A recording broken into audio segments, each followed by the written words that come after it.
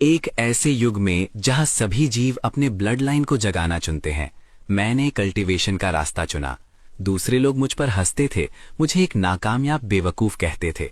ऐसा इसलिए था क्योंकि 10,000 साल पहले देवताओं और राक्षसों की भयानक लड़ाई में कल्टीवेशन की परंपरा मिटा दी गई थी, जिससे कल्टीवेशन सिर्फ लंबी उम्र पाने का रास्ता बन गया था, जबकि अपने ब्लड लाइन को जगाना ही सबसे आगे जाने का असली तरीका था। लेकिन मैं इन तानों से बिल्कुल नहीं हिला, क्योंकि जल्द ही आसमान में दरार पड़ने वाली थी और अनंत डरावने राक्षस बाहर निकलेंगे जो पल भर में अनगिनत अवेकेंड लोगों को मार देंगे। दुनिया में सिर्फ कल्टीवेटर्स ही आखिरी उम्मीद की किरण थे। इस वक्त मैंने अपनी हथेली में रखे काले जेड स्लिप को देखा। मेरे पिछले जन्म में मेरा परिवार और मैं उस तबाही में मारे गए थे, लेकिन मेरा पुनर्जन्म एक अलग दुनिया के कल्टीवेशन वर्ल्ड में हो गया, जहां मुझे इत्तेफाक से वन थॉट रीइंकार्नेशन टेक्निक मिल गई। 10,000 साल की कड़ी कल्टीवेशन के बाद मैं एक ना हारने वाला लेजेंड बन गया, अपने समय का एक किस्सा बन गया। लेकिन इतनी कड़ी कल्टीवेशन के बाद भी मैं अमर होने के बाद हेवनली डीमन के आने से एक दिन पहले लौटना चाहता था, ताकि मैं उन लोगों को बचा सकूं जिन्हें मैं बचाना चाहता था। अचानक मेरी अगली इमॉर्टल आजमाइश के दौरान कुछ पहले से तैयार डेमोनिक कल्टीवेटर्स ने मुझ पर हमला कर दिया और मुझे एक ऐसी गहराई में ढकेल दिया जहां से लौटना नामुमकिन था। हैरानी की बात है, जब मैंने दोबारा आंखें खोली तो मैं उस समय में वापस आ गया था जब मैं एक सेक्ट के लिए अपना एप्लीकेशन भर रहा था। किन मोचन, अगर तुम इमॉर्टैलिटी कल्टीवेट करने पर अड़े हो तो हम इस ट्रायल में तुम्हारा साथ नहीं देंगे, किसी और को ढूंढ लो। शन योंग श्वांग निराशा के साथ अंदर आई। उसके पीछे 2 आदमी और 2 औरतें थीं। 1 महीने पहले ये 6 लोग इस ट्रायल के लिए टीम बनाने पर राजी हुए थे। पिछली बार ये 5 लोग ग्रुप तोड़ना चाहते थे, क्योंकि उन्होंने देखा कि मेरा ब्लड लाइन अवेकन नहीं हुआ था। आखिर जिनके ब्लड लाइन अवेकन नहीं होते वो उनकी नजरों में सिर्फ बोझ और बेकार थे। ठीक है, मैंने शांति से जवाब दिया। ये साधारण सा जवाब सुनकर 5 हैरान रह गए। उन्होंने सोचा था कि मैं उनसे विनती करूंगा कि मुझे ना छोड़ें, क्योंकि जिनके ब्लड लाइन अवेकन नहीं होते उनके लिए अवेकन्ड लोगों का साथ पाना मुश्किल होता है। ऐसा लग रहा था कि किन मोचन ने अपना ब्लड लाइन अवेकन करने से पहले ही हार मान ली थी। ये देखकर शेन यिंगश्वांग, उसकी आंखों में हल्का सा अफसोस झलक गया। अपना ख्याल रखना, एक पतले से लड़के ने ताना मारते हुए मेरी तरफ देखकर कहा। लगता है हम एक मजाक देखने वाले हैं। 100 साल पुरानी दिमागी बीमारी के बिना कोई कल्टीवेशन जैसे शब्द लिख ही नहीं सकता। मुझे अपने टीममेट्स द्वारा छोड़ दिया जाते देख आसपास के डिसाइपल्स फिर से हंसने लगे, लेकिन मैंने कोई ध्यान नहीं दिया। घर वापस आने पर मेरे माता पिता ने मेरे लिए एक शानदार दावत तैयार की थी। ये जानकर कि उनके बेटे का ब्लड लाइन अवेकन नहीं हुआ है, उन्होंने खाने के वक्त इस बारे में कोई बात नहीं की। खाने के बाद ही मेरे पिता ने मुझे वापस बुलाया और एक सफेद जेड स्लिप मेरे हाथ में दी। बेटा चेन, ये लो। उन्होंने एक गहरी सांस ली और मुस्कुराए। जिसमें हमारी 20 साल से ज्यादा की बचत है। इसे ले लो। तुम्हारी माँ और मेरा ब्लड लाइन अवेकन नहीं हुआ है, फिर भी हमने शांति से जिंदगी गुजारी है। तुम अब बड़े हो गए हो, तुम्हें अपने फैसले खुद करने चाहिए। हम तुम्हारे लिए बस इतना ही कर सकते हैं। फिर उन्होंने जेड स्लिप मेरे हाथ में थमा दी और मेरी माँ की पैकिंग में मदद करने चले गए। मैं वहीं खड़ा रहा और हजारों सालों से जुड़े इस पारिवारिक बंधन की यादें मेरे दिमाग में ताजा हो गईं। यादें और सच्चाई आपस में मिल गईं। उस पल मेरे हाथ में वो जेड स्लिप बहुत भारी महसूस हुई। मैं इस जीवन में इतिहास को दोहराने नहीं दूंगा। क्योंकि इस दुनिया की स्पिरिचुअल एनर्जी बहुत कम है। कोई सिर्फ दुर्लभ और कीमती चीजों की स्पिरिचुअल एनर्जी को एब्जॉर्ब करके ही कल्टीवेट कर सकता है। खजाने खरीदने के लिए स्पिरिट स्टोन्स की जरूरत होती है। इसीलिए मैंने अपने पिता से कोई हिचकिचाहट नहीं दिखाई और तुरंत स्पिरिट स्टोन्स लेकर शहर चला गया। सबसे बड़ी एलेक्सर की दुकान में बहुत भीड़ थी। ज्यादातर अवेकन्ड लोग एलेक्सर्स खरीद रहे थे। आपको क्या चाहिए? तभी एलेक्सर शॉप के कपड़ों में एक खूबसूरत लड़की पास आई और पूछा, क्या आपके पास जिनसिंग, लिंगजी, स्नो लोटस या दूसरी एलेक्सिर बनाने वाली जड़ी बूटियां हैं? उसके सवाल से मैं तुरंत हैरान हो गया। आजकल लगभग सभी लोग तैयार एलेक्सिर्स खरीदते हैं। अब एलेक्सिर बनाने वाली जड़ी बूटियां कौन खरीदता है? मैंने जवाब दिया, हाँ, हमारी एलेक्सिर शॉप में एक अलग हिस्सा है जहां सिर्फ एलेक्सिर बनाने वाली जड़ी बूटियां बेची जाती हैं। शायद आपको वहां वो मिल जाए जो आपको चाहिए। फिर वो मुझे एक ऐसी जगह ले गई जहां जड़ी बूटियों की खुशबू भरी हुई थी। पिछले हिस्से के विपरीत ये जगह सुनसान थी। एक बूढ़े आदमी ने चश्मा पहने वो बूढ़ा आदमी चुपचाप लकड़ी की टेबल पर बैठा पुरानी किताबें पढ़ रहा था। ओल्ड हुआ, इस ग्राहक को जड़ी बूटियां खरीदनी है, उस लड़की ने सम्मान से कहा। आप संभाल लीजिए, मैं अपना काम करती हूं।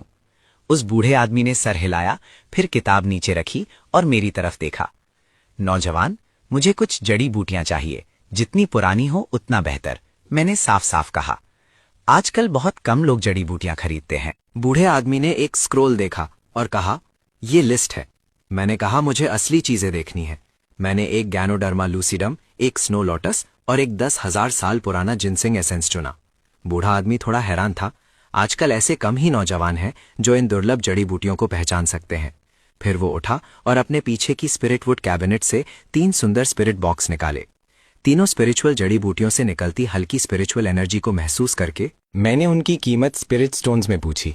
एक जड़ी बूटी की कीमत 3,50,000 स्पिरिट स्टोन्स थी और तीनों की कुल कीमत 10,50,000 स्पिरिट स्टोन्स होगी। मैंने हल्के से तेवर चढ़ाए काउंटर की तरफ देखा और कहा कि मेरे पास सिर्फ 5 लाख से थोड़े ज्यादा स्पिरिट स्टोन्स बचे हैं, जो सिर्फ एक खरीदने के लिए काफी हैं। एक पल सोचने के बाद मैंने उस बूढ़े आदमी से कुछ और थोड़ी सस्ती जड़ी बूटियां लाने को कहा। उन्हें ध्यान से देखने और उनके असर और कीमत की तुलना करने के बाद मुझे 3,50,000 बहुत महंगा लगा। जेड मैरो फ्रूट की कीमत सिर्फ 10,000 स्पिरिट स्टोन्स थी। 10,000 साल पुराने गिनसिंग एसेंस का असर 20 जेड मारो फ्रूट्स के बराबर था। 10,000 साल पुराने गिनसिंग एसेंस की उम्र और दुर्लभता को देखते हुए इसकी कीमत ज्यादा से ज्यादा 2.5 लाख स्पिरिट स्टोन्स होनी चाहिए। मैंने धीरे से कहा। ये सुनकर उस बूढ़े आदमी की आंखें चमक उठीं। जवान हो लेकिन जानकार हो, लेकिन ये सुनसान इलाके का जंगली 10,000 साल पुराना गिनसिंग एसेंस है। 18 साल की उम्र से पहले इसका नियमित सेवन करने से ब्लड लाइन अवेकन होने की संभावना बढ़ जाती है। सिर्फ इस एक बात के लिए ही इसकी कीमत कम से कम 1 लाख स्पिरिट स्टोन्स बढ़ जाती है। बूढ़े आदमी ने एक तरफ इशारा किया और कहा, वो कल्टिवेटेड जिनसेंग एसेंस है। अगर तुम कल्टिवेटेड जिनसेंग एसेंस लेते हो तो मैं तुम्हें वो 1 लाख स्पिरिट स्टोन्स में दे सकता हूं। मैंने उस पर एक नजर डाली और सर हिला दिया। उसमें कोई स्पिरिचुअल एनर्जी नहीं है और वो मेरे लिए बेकार है। तभी एक अधेड़ उम्र का कल्टिवेटर, जिसके चेहरे पर घाव के निशान थे और जो दिखने में खतरनाक लग रहा था, स्पिरिट मेडिसिन शॉप में घुसा। उसने आते ही अपना स्टोरेज बैग काउंटर पर रख दिया। बैग से खून की कुछ बूंदें टपक रही थीं। बूढ़े आदमी ने स्टोरेज बैग खोला और उसमें से खून से सने डीमन बीस्ट्स का एक ढेर निकाला। बढ़िया माल लाए हो, बूढ़े आदमी ने तारीफ की। बुरा नहीं है, हमें 2 4th टियर डीमोनिक बीस्ट्स मिले और मेरे कई साथी मारे गए। वो अधेड़ आदमी मुस्कुराया, उसके पीले दांत दिख रहे थे। कुल 20 लाख स्पिरिट स्टोन्स। इन्हें एक स्पिरिट स्टोन जेड स्लिप में बदल दो। मेरे लिए कुछ स्पिरिट लिक्विड तैयार रखना याद से। मैं कल इसे लेने आऊंगा। इतना कहकर वो मुड़ा और बिना पीछे देखे चला गया। आपकी दुकान मटेरियल्स भी लेती है? मैंने हैरानी से पूछा। बूढ़े आदमी ने मटेरियल्स को अलग करते हुए सर हिलाया। कुछ स्पिरिट लिक्विड्स बनाने के लिए स्पिरिट मटेरियल्स की जरूरत पड़ती है। ये आदमी इस तरह के अवेकेंड बीइंग्स का एक्सपर्ट था। फिर बूढ़ा आदमी मुस्कुराया और मेरी तरफ देखा। नौजवान, क्या तुम्हें एक सौदा करना चाहोगे?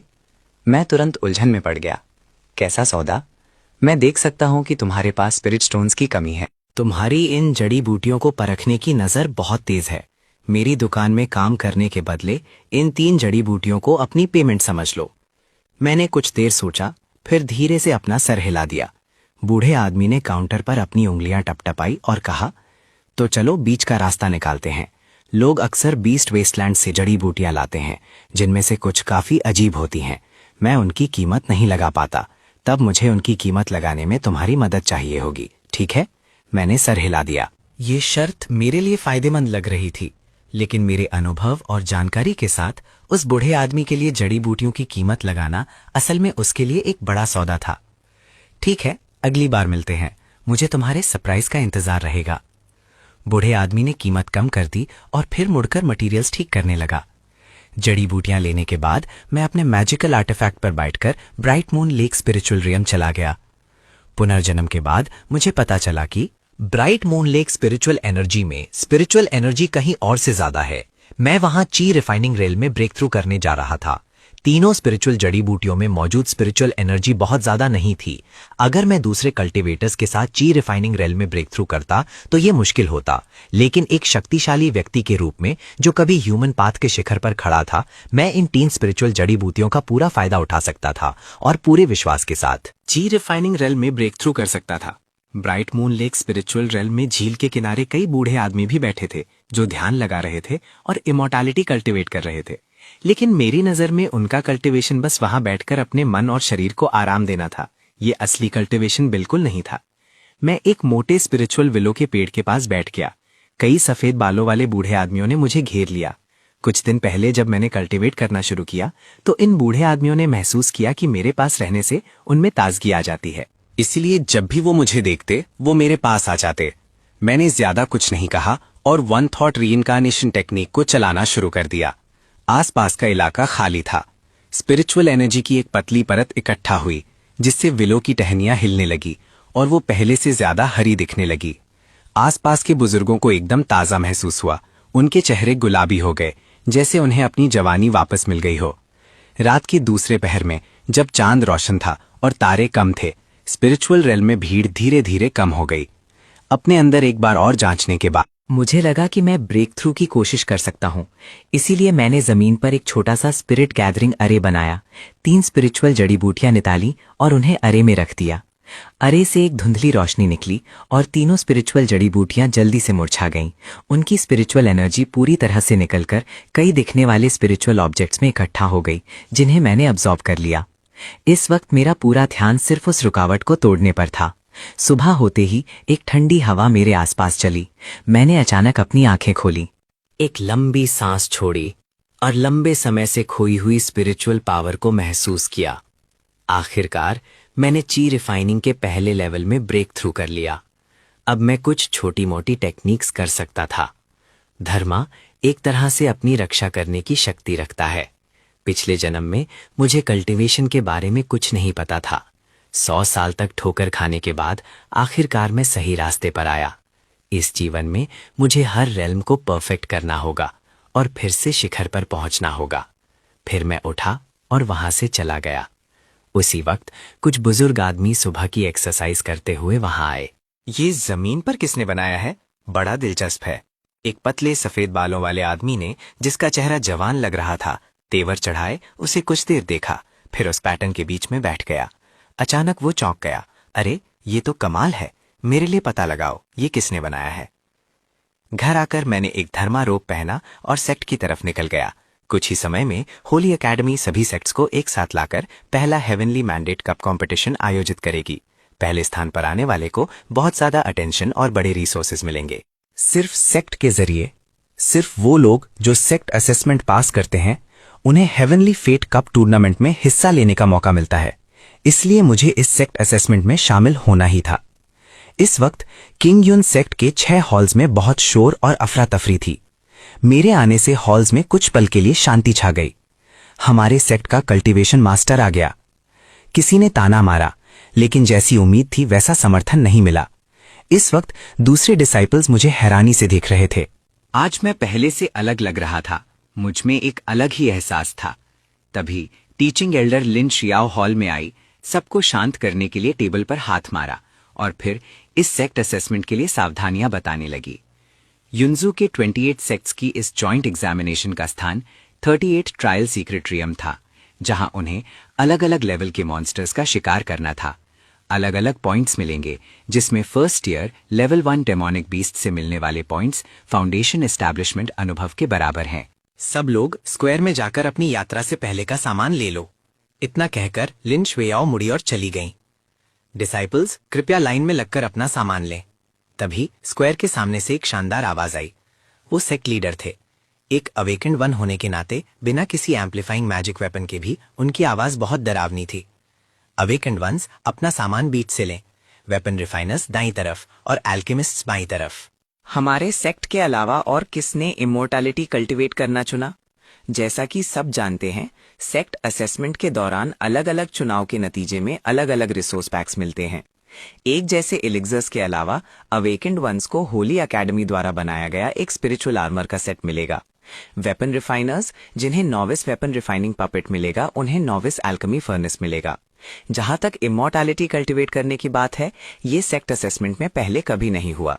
यहां तक कि सेक्ट लीडर को भी नहीं पता था कि इसके साथ कौन सा मैजिक वेपन देना ठीक रहेगा। थोड़ी देर सोचने के बाद वो हंस पड़े। ये इमॉर्टैलिटी कल्टीवेटिंग डिसाइपल अपना सामान लेने मेरे पास आया है। ऐसा सीन आम डिसाइपल्स के लिए अजीब हो सकता है, लेकिन इसका मुझ पर कोई असर नहीं हुआ। मैं शांति से स्टेज पर चला गया।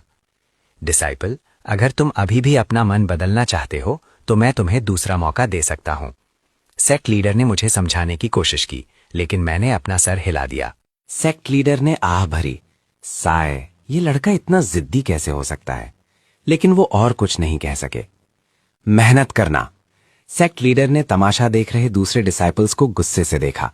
क्या देख रहे हो? जल्दी करो और अपना सामान लो। उसी पल लंबे नीले बालों वाली, लंबे कद की और सुंदर चेहरे वाली एक लड़की पास से गुजरी। उसकी निगाहें हल्के से उस पर पड़ी, उसे ध्यान से देखते हुए। सुहान श्वांग, हमारे सेक्ट के साथ हेवनली ग्रेड अवेकेंड वंस में से एक लौती महिला। इतने करीब से वो कितनी खूबसूरत है। एक मेल डिसाइपल सुहान श्वांग को देखता ही रह गया। आधे घंटे बाद जब सबको अपने रिसोर्सेज मिल गए, सेक्ट लीडर के आदेश पर हजारों परीक्षार्थी एक बड़े जुलूस में सेक्ट से बाहर निकले। इस समय लिंगजू में माहौल अजीब था। कई डिसाइपल्स बेचैन थे, दूसरों से बात करके तनाव कम करने की कोशिश कर रहे थे। कई लोग चुपके से उसकी तरफ देख रहे थे। क्या उसे डर नहीं लग रहा? उसने पूछा। मैंने चिंगयुन सेक्ट के 6 हॉल से सुना है कि उसका ना सिर्फ हार्टलेस ब्लडलाइन है, बल्कि उसे उसकी ओरिजिनल टीम ने भी छोड़ दिया। ऐसे को कौन चाहेगा? कितना बड़ा बोझ है। ये लोग जोर से हंसे, जैसे कि इससे उनका तनाव दूर हो जाएगा। ठीक है, हम number 38 stone forest secret realm पहुंच गए हैं। ये एरिया जमीन से 200 जांग तक ही सीमित है। सब लोग लिंगजू से नीचे कूद जाओ। पीछे का कैबिन का दरवाजा खुलता है और एस्कॉर्ट स्टाफ हर एक को एक फ्लाइंग तालिस्मान देता है। सभी परीक्षार्थी एक के बाद एक छोटी टीम्स में नीचे कूद जाते हैं। एक टूटा फूटा सीक्रेट रेल बेलों, स्पिरिचुअल जड़ी बूटियों और उड़ने वाले स्पिरिचुअल कीड़ों से भरा है। हवा में नमी वाली स्पिरिचुअल एनर्जी है। देखो वो कौन है? पूरे सेक्ट में एक लौता कल्टीवेटर। 10,000 में से एक की संभावना से हम उससे मिल गए। एक फीमेल डिसाइपल ने चिंता से पूछा, सुनो, अगर हमें बाद में कोई डीमन बीस्ट मिला तो क्या हमें उसकी मदद करनी चाहिए? मदद? असेसमेंट में हम मदद कैसे कर सकते हैं? अपने साथी डिसाइपल्स को इसकी रिपोर्ट करने में मदद करेंगे और हमें एक्स्ट्रा पॉइंट्स भी मिल सकते हैं। एक हट्टे कट्टे मेल डिसाइपल ने विश्वास के साथ कहा। जैसे ही वो पांचों बात कर रहे थे, मेरे पीछे के खंडारों से 3 नेदर वुल्फ स्कूट कर बाहर आए। हर एक 10 फीट से ज्यादा ऊंचा और 20 फीट लंबा था। अपने दांत दिखा रहा था और बेहद खतरनाक लग रहा था। लेकिन मुझे उनसे कोई फर्क पड़ता नहीं दिखा और मैं धीरे धीरे आगे बढ़ता रहा। और उन्होंने सीक्रेट रेल में इतनी लापरवाही बरतने की हिम्मत की। वो तो सीधे मौत को न्योता दे रहे थे। भले ही उस तगड़े मेल डिसाइपल ने ऐसा कहा, उसने अपनी स्पिरिट ब्लेड को कसकर पकड़ लिया। किसी भी पल हमला करने के लिए तैयार था। नेदर वुल्व्स स्पिरिट हर्ब से ढकी एक चट्टान पर खड़े थे। उनकी चिंतित ठंडी आंखें आगे खड़ी उस शख्सियत पर टिकी हुई थीं। अचानक वो आगे लपके, लेकिन मैंने सिर्फ तीनों नेदर वुल्व्स पर एक नजर डाली और ना तो हिला और ना ही उनसे बचा। वो बेवकूफ हमला करने ही वाला था कि खंडारों के पीछे छिपे 5 लोगों ने ये देखा और तुरंत उसे बुरा भला कहा। ये एक नेदरवर्ल्ड वुल्फ था, कोई सेक्ट का पालतू जानवर नहीं। ये तो छोड़ ही दो कि नेदरवर्ल्ड वुल्फ स्पिरिट मैजिक को भी काट सकता था। उसके तेज दांत और पंजे और तेज गति से लपकने पर जो ताकत उसमें होती थी, उसे कम नहीं समझना चाहिए था। अवेकेंड ब्लड लाइन वाले भी अगर नेदरवर्ल्ड वुल्फ से सीधा टकरा जाते तो कुछ देर के लिए हिल नहीं पाते, जबकि जिनके ब्लड लाइन अवेकन नहीं होते वो सीधी टक्कर से मरते नहीं भी तो गंभीर रूप से घायल हो जाते। लेकिन अगले ही पल मैं मुड़ा और अचानक हमला कर दिया। धूम धूम धूम हवा में 3 मुक्के मारे गए और आगे बढ़ रहे तीनों नेदरवर्ल्ड वुल्व्स टोप के गोलों की तरह पीछे जा गिरे। उनमें से एक नेदरवर्ल्ड वुल्फ लुढ़क कर 5 लोगों के ग्रुप के ठीक सामने आ गिरा। उसके मुंह से खून की एक बूंद टपक रही थी। एक पल में वो मर चुका था। उस तगड़े मेल डिसाइपल ने अपने पैरों के पास पड़े फर्स्ट ईयर डीमन बीस्ट को देखा और तुरंत हैरान रह गया। उसने सच में नेदरवर्ल्ड वुल्फ को मार दिया। ये कैसे हो सकता है? किसी ने धीमी आवाज में कहा। जाओगांग, इस आदमी ने ये कैसे किया? एक फीमेल डिसाइपल ने बड़ी बड़ी आंखों से देखा। जाओगांग, वो तगड़ा मेल डिसाइपल, ने मुश्किल से थूक निकला।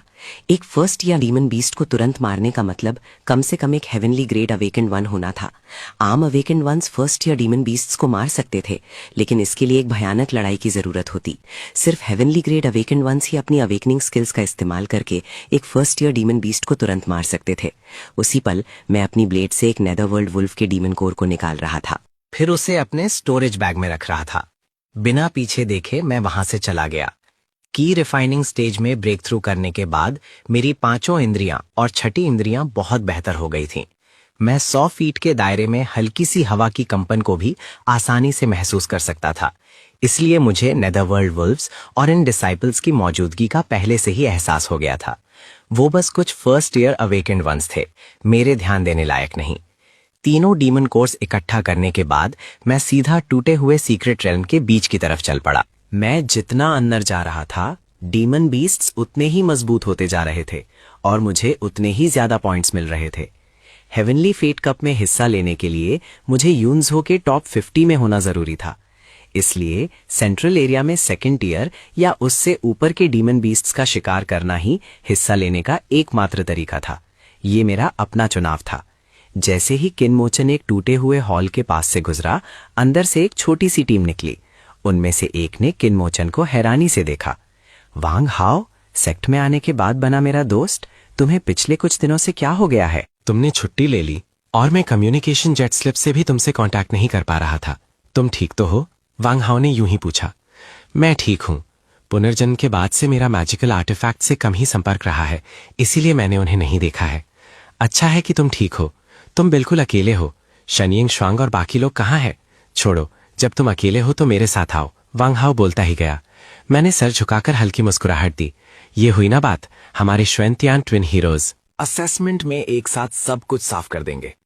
रानी मेरे शामिल होने से बहुत खुश है। चलो, मैं तुम्हें अपने ही हॉल के इन डिसाइपल से मिलवाता हूं। ये काफी मजबूत हैं। किनमोचन, मेरा प्यारा दोस्त, बाद में हमारे साथ ही सफर करेगा। कृपया उसका अच्छे से ख्याल रखना। वांग हाओ ने इंट्रोड्यूस किया। मैंने बेपरवाही से सर हिला दिया। लिऊ फेंग और दूसरे दो मेरा रवैया देखकर शक में पड़ गए। नाखुश तो थे, लेकिन वांग हाओ का सम्मान करते हुए मैंने ज्यादा कुछ नहीं कहा। बस उम्मीद की कि ये आदमी ज्यादा बेशर्म नहीं होगा और सेक्ट में दाखिले के लिए पॉइंट्स ट्रांसफर होने के बाद खुद ही चला जाएगा। मैं नहीं चाहता था कि वो हमारी टीम को परेशान करता रहे। खंडरों से गुजरते हुए लियू फेंग और दूसरे लोग असेसमेंट के आसपास की स्ट्रैटेजी पर चर्चा कर रहे थे। भले ही हमारी टीम में एक आदमी और था, थोड़ी मेहनत से हम अभी भी कुछ पॉइंट्स वापस ला सकते थे। दो मिंग ने मेरी तरफ देखा और फिर कहा, मैं उनकी मेरे शामिल होने से नाखुशी को कैसे नहीं सुनता, लेकिन उसने ज्यादा कुछ नहीं कहा। इस पल मैंने अपनी दाईं तरफ के खंडरों की तरफ देखा। मुझे एहसास हुआ कि वहां डेमोनिक बीस्ट्स आ रहे हैं। वो झुंड में रहने वाले डेमोनिक बीस्ट्स होने चाहिए। कुछ कदम चलने के बाद वांग हाओ और बाकी लोग भी रुक गए और चौकस होकर इधर उधर देखने लगे। तभी मेरी दाईं तरफ के खंडारों से डेमोनिक बीस्ट्स के दौड़ने की आवाज आई। 25 डेमोनिक बीस्ट्स खंडारों से बाहर निकले। 1 second year armoured boar, 12 first year ghost wolves और 11 first year double tail spirit cats. चिनमोचन और मैं सेकेंड ईयर आर्मर्ड बोर को रोक कर रखेंगे। तुम लोग जल्दी से फर्स्ट ईयर डेमोनिक बीस्ट से निपटो। वांग हाओ का चेहरा गंभीर था जब उसने ठंडे स्वर में कहा कि दूसरे 3 बिना कुछ कहे अपनी स्पिरिट प्लेट्स के साथ आगे बढ़े। आयरन क्लैड बोर, जैसा कि नाम से ही साफ है, अटैक और डिफेंस दोनों में ही ऊंचा था, जिससे उसे मारना मुश्किल था। साफ था, वांग हाओ का 1 सेकेंड टीयर गिमन बीस्ट को अकेले मारने का कोई इरादा नहीं था। उसकी हरकतें तेजी से थीं। वो एक चिड़िया की हल्की सी हरकत से बच रहा था। वांग हाओ ने आयरन क्लैड बोर से 4-5 घंटे तक लड़ाई की, जब तक लियू फेंग और दूसरे 2 ने सभी फर्स्ट ईयर डीमन बीस्ट्स को मार नहीं दिया। फिर उन्होंने आयरन क्लैड बोर को दोबारा घेर लिया।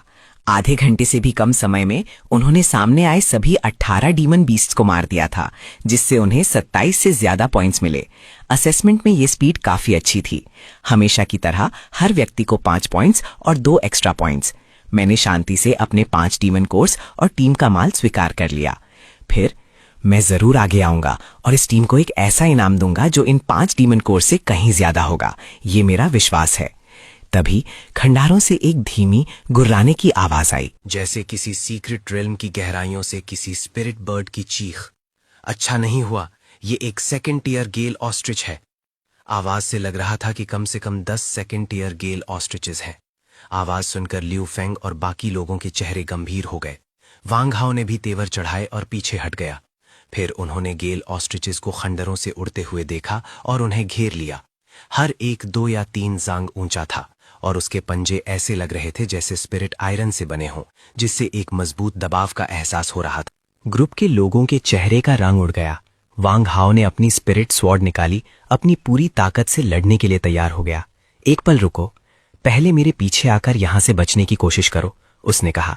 लेकिन इससे पहले कि वो अपनी बात पूरी कर पाता, एक शख्सियत उनके पास से तेजी से गुजर गई। ये शख्सियत इतनी तेज थी कि उनकी आंखें उसकी गति को पकड़ नहीं पा रही थीं। जब वो शख्सियत रुकी और गेल ऑस्ट्रिच की गर्दन एक मुर्गी की तरह तोड़ दी, तब उन्होंने उस व्यक्ति का चेहरा साफ देखा। चिन मोचिन और वांग हाओ हैरान रह गए। क्या वो अनअवेकेंड नहीं होना चाहिए था? वो इतना शक्तिशाली कैसे हो सकता है? फिर उन्होंने मुझे गले ऑस्ट्रिच को अपनी तरफ खींचते हुए देखा। वांग हाउ जोर से हंसा और मुझे मुक्का मारा। हा, तुम इतने शक्तिशाली कब से हो गए? तुमने एक सेकेंड ईयर डीमन बीस्ट को एक झटके में मार दिया। कहीं तुम हेवनली ग्रेड अवेकेंड 1 तो नहीं हो? मैंने सर हिला दिया। नहीं, मैं एक कल्टीवेटर हूं। 4 कल्टीवेटर्स को थोड़ा आश्चर्य हुआ कि इमॉर्टैलिटी कल्टीवेट करना जीवन बढ़ाने का तरीका नहीं था। उसमें लड़ने की शक्ति कैसे हो सकती है? उसने पहले चिन मोचन को टीम में शामिल होने के लिए बुलाया था, लेकिन उसमें कुछ दबाव था क्योंकि टीम सिर्फ टॉप सेक्ट्स के लिए स्कोर थ्रेशोल्ड तक पहुंचने के लिए बनाई गई थी। उसने उम्मीद नहीं की थी कि चिन मोचन इतना मजबूत होगा। ऐसा लगता था कि उन्हें एक शक्तिशाली सहायक मिल गया है। ओल्डू, मेरा भाई काफी अच्छा है ना? वांग हो ने विजयी भाव से डूमिंग को देखते हुए कहा। डूमिंग ने एक अजीब मजबूरी वाली मुस्कान दी। जबकि चिनमोचन इतना शक्तिशाली है, मैं सुझाव देता हूं कि हम और अंदर तक जाएं। ल्यू वे ने बात को संभालते हुए कहा, शायद हम 1500 से ज्यादा पॉइंट्स हासिल कर सकते हैं और एक फर्स्ट रेट सेक्ट में प्रवेश कर सकते हैं। मैं भी यही सोचता हूं। किनमोचन, तुम देखो, मुझे इस पर कोई आपत्ति नहीं है। जब से वांग हाउ से मिला, उन्होंने उसकी मदद करने की योजना बनाई। समय तेजी से गुजर गया और शाम हो गई। एक और खंडहर में, जो स्पिरिचुअल जड़ी बूटियों से भरा था, शेन यिंग श्वांग की 5 सदस्यीय टीम धीरे धीरे आगे बढ़ रही थी। सावधान रहो, उन्होंने कहा, हम सीक्रेट रैम के केंद्र के पास पहुंच रहे हैं। आसपास का इलाका लगभग पूरी तरह से सेकेंड ईयर डेमोनिक बीस्ट से भरा हुआ है, एक चश्मा पहने मेल डिसाइपल ने सावधानी से याद दिलाया। चिन्मो यहाँ है। जब तक वो अवेकेंड ब्लड लाइन यूजर हमारे साथ है, हमें सावधान रहने की जरूरत हो सकती है। अब जब वो चला गया है, हमें शांत क्यों रहना चाहिए? शाओई ने कहा। शेनयंग श्वांग को कुछ दोषी महसूस हुआ। क्या उसे आखिरी समय में टीम छोड़ने देना थोड़ा अनुचित नहीं था? उसने अपना ब्लड लाइन अवेकन नहीं किया है और कल्टीवेशन चुना है। वो इस असेसमेंट को कैसे पास करेगा? एक और फीमेल डिसाइपल चाओ मेन हंसी। मेरी प्यारी मिस शेन, तुम फिर से बहुत दयालु हो रही हो। तभी आगे कुछ हरकत हुई। लिनफेंग ने धीरे से चेतावनी दी। ग्रुप तुरंत चुप हो गया और चौकस होकर आगे देखने लगा। उन्होंने देखा, एक विशाल जानवर आगे के खंडहरों से निकल कर आया। ये जानवर लगभग 3 जांग ऊंचा था, एक इंसान जितना ऊंचा, और पूरी तरह से काला था, जिस पर 2 सुनहरी धाराएं थीं। ये एक 3rd टियर डीमन बीस्ट था। Golden striped netherworld leopard. ये घायल था। एक हेवनली रैंक अवेकेंड 1 एक 3rd टियर डीमन बीस्ट का शिकार कर रहा था। शाओई और टांगया ने आगे ध्यान से देखा जब वो बाहर आए। जाओमिन की आंखें चमक उठी। वो भी देखना चाहती थी कि कौन सा हेवनली रैंक अवेकेंड 1 एक 3rd टियर डीमन बीस्ट का शिकार कर रहा है। अगर वो उसके सेक्ट से कोई होता तो वो बाहर जाकर जान पहचान बना सकती थी। ये चिन मोचिन था। जाओमिन चिन मोचिन को उन 5 लोगों में देखकर हैरान रह गई जो बाहर निकले थे। इस आदमी की किस्मत सच में अच्छी है। वो लियूवे और दूसरों के साथ है? शन यंग श्वांग ने पूछा। शाओई ने सर हिलाया। वो सब हमारे सेक्ट के अवेकेंड वंस है। उनकी टीम शायद हमारे सेक्ट में टॉप 3 में भी हो सकती है। चिन मोचिन सच में किस्मत वाला है जो उनकी टीम में शामिल हो गया। शन यंग श्वांग ने हल्की जलन के साथ कहा। मैं सिर्फ वांग हाओ को जानती हूं। मुझे उम्मीद नहीं थी कि दूसरे इतने शक्तिशाली होंगे। टांगया ने अपनी जीभ चटकाई। ये लोग सच में हिम्मत वाले हैं। एक 3rd टियर डेमोनिक बीस्ट का शिकार करने की हिम्मत कर रहे हैं। चलो देखते हैं। ग्रुप तेजी से उनके पीछे भागा। आज उन्होंने काफी डेमोनिक बीस्ट्स का शिकार किया था, ज्यादातर 2nd टियर और 1st टियर। शाम तक ही उन्हें एक 3rd टियर डेमोनिक बीस्ट मिला था। उन्होंने खुद हमला किया और उसे गंभीर रूप से घायल कर दिया। अचानक इस गोल्डन स्ट्राइप नेदरवर्ल्ड लेपर्ड ने मरने से पहले अपनी शक्ति दिखाई और भाग गया। सावधानी से एक ऊंची दीवार को पार करते हुए मैंने आगे बढ़ रहे वांगहाओ को पकड़ लिया। ये देखकर कि गोल्डन स्ट्राइप नेदरवर्ल्ड लेपर्ड, जिसे मैं लगभग पकड़ लिया था, फिर से भागने वाला था, मैंने पूछा, तुम क्या कर रहे हो? वांगहाओ ने उलझन में चिनमोचिन को देखा।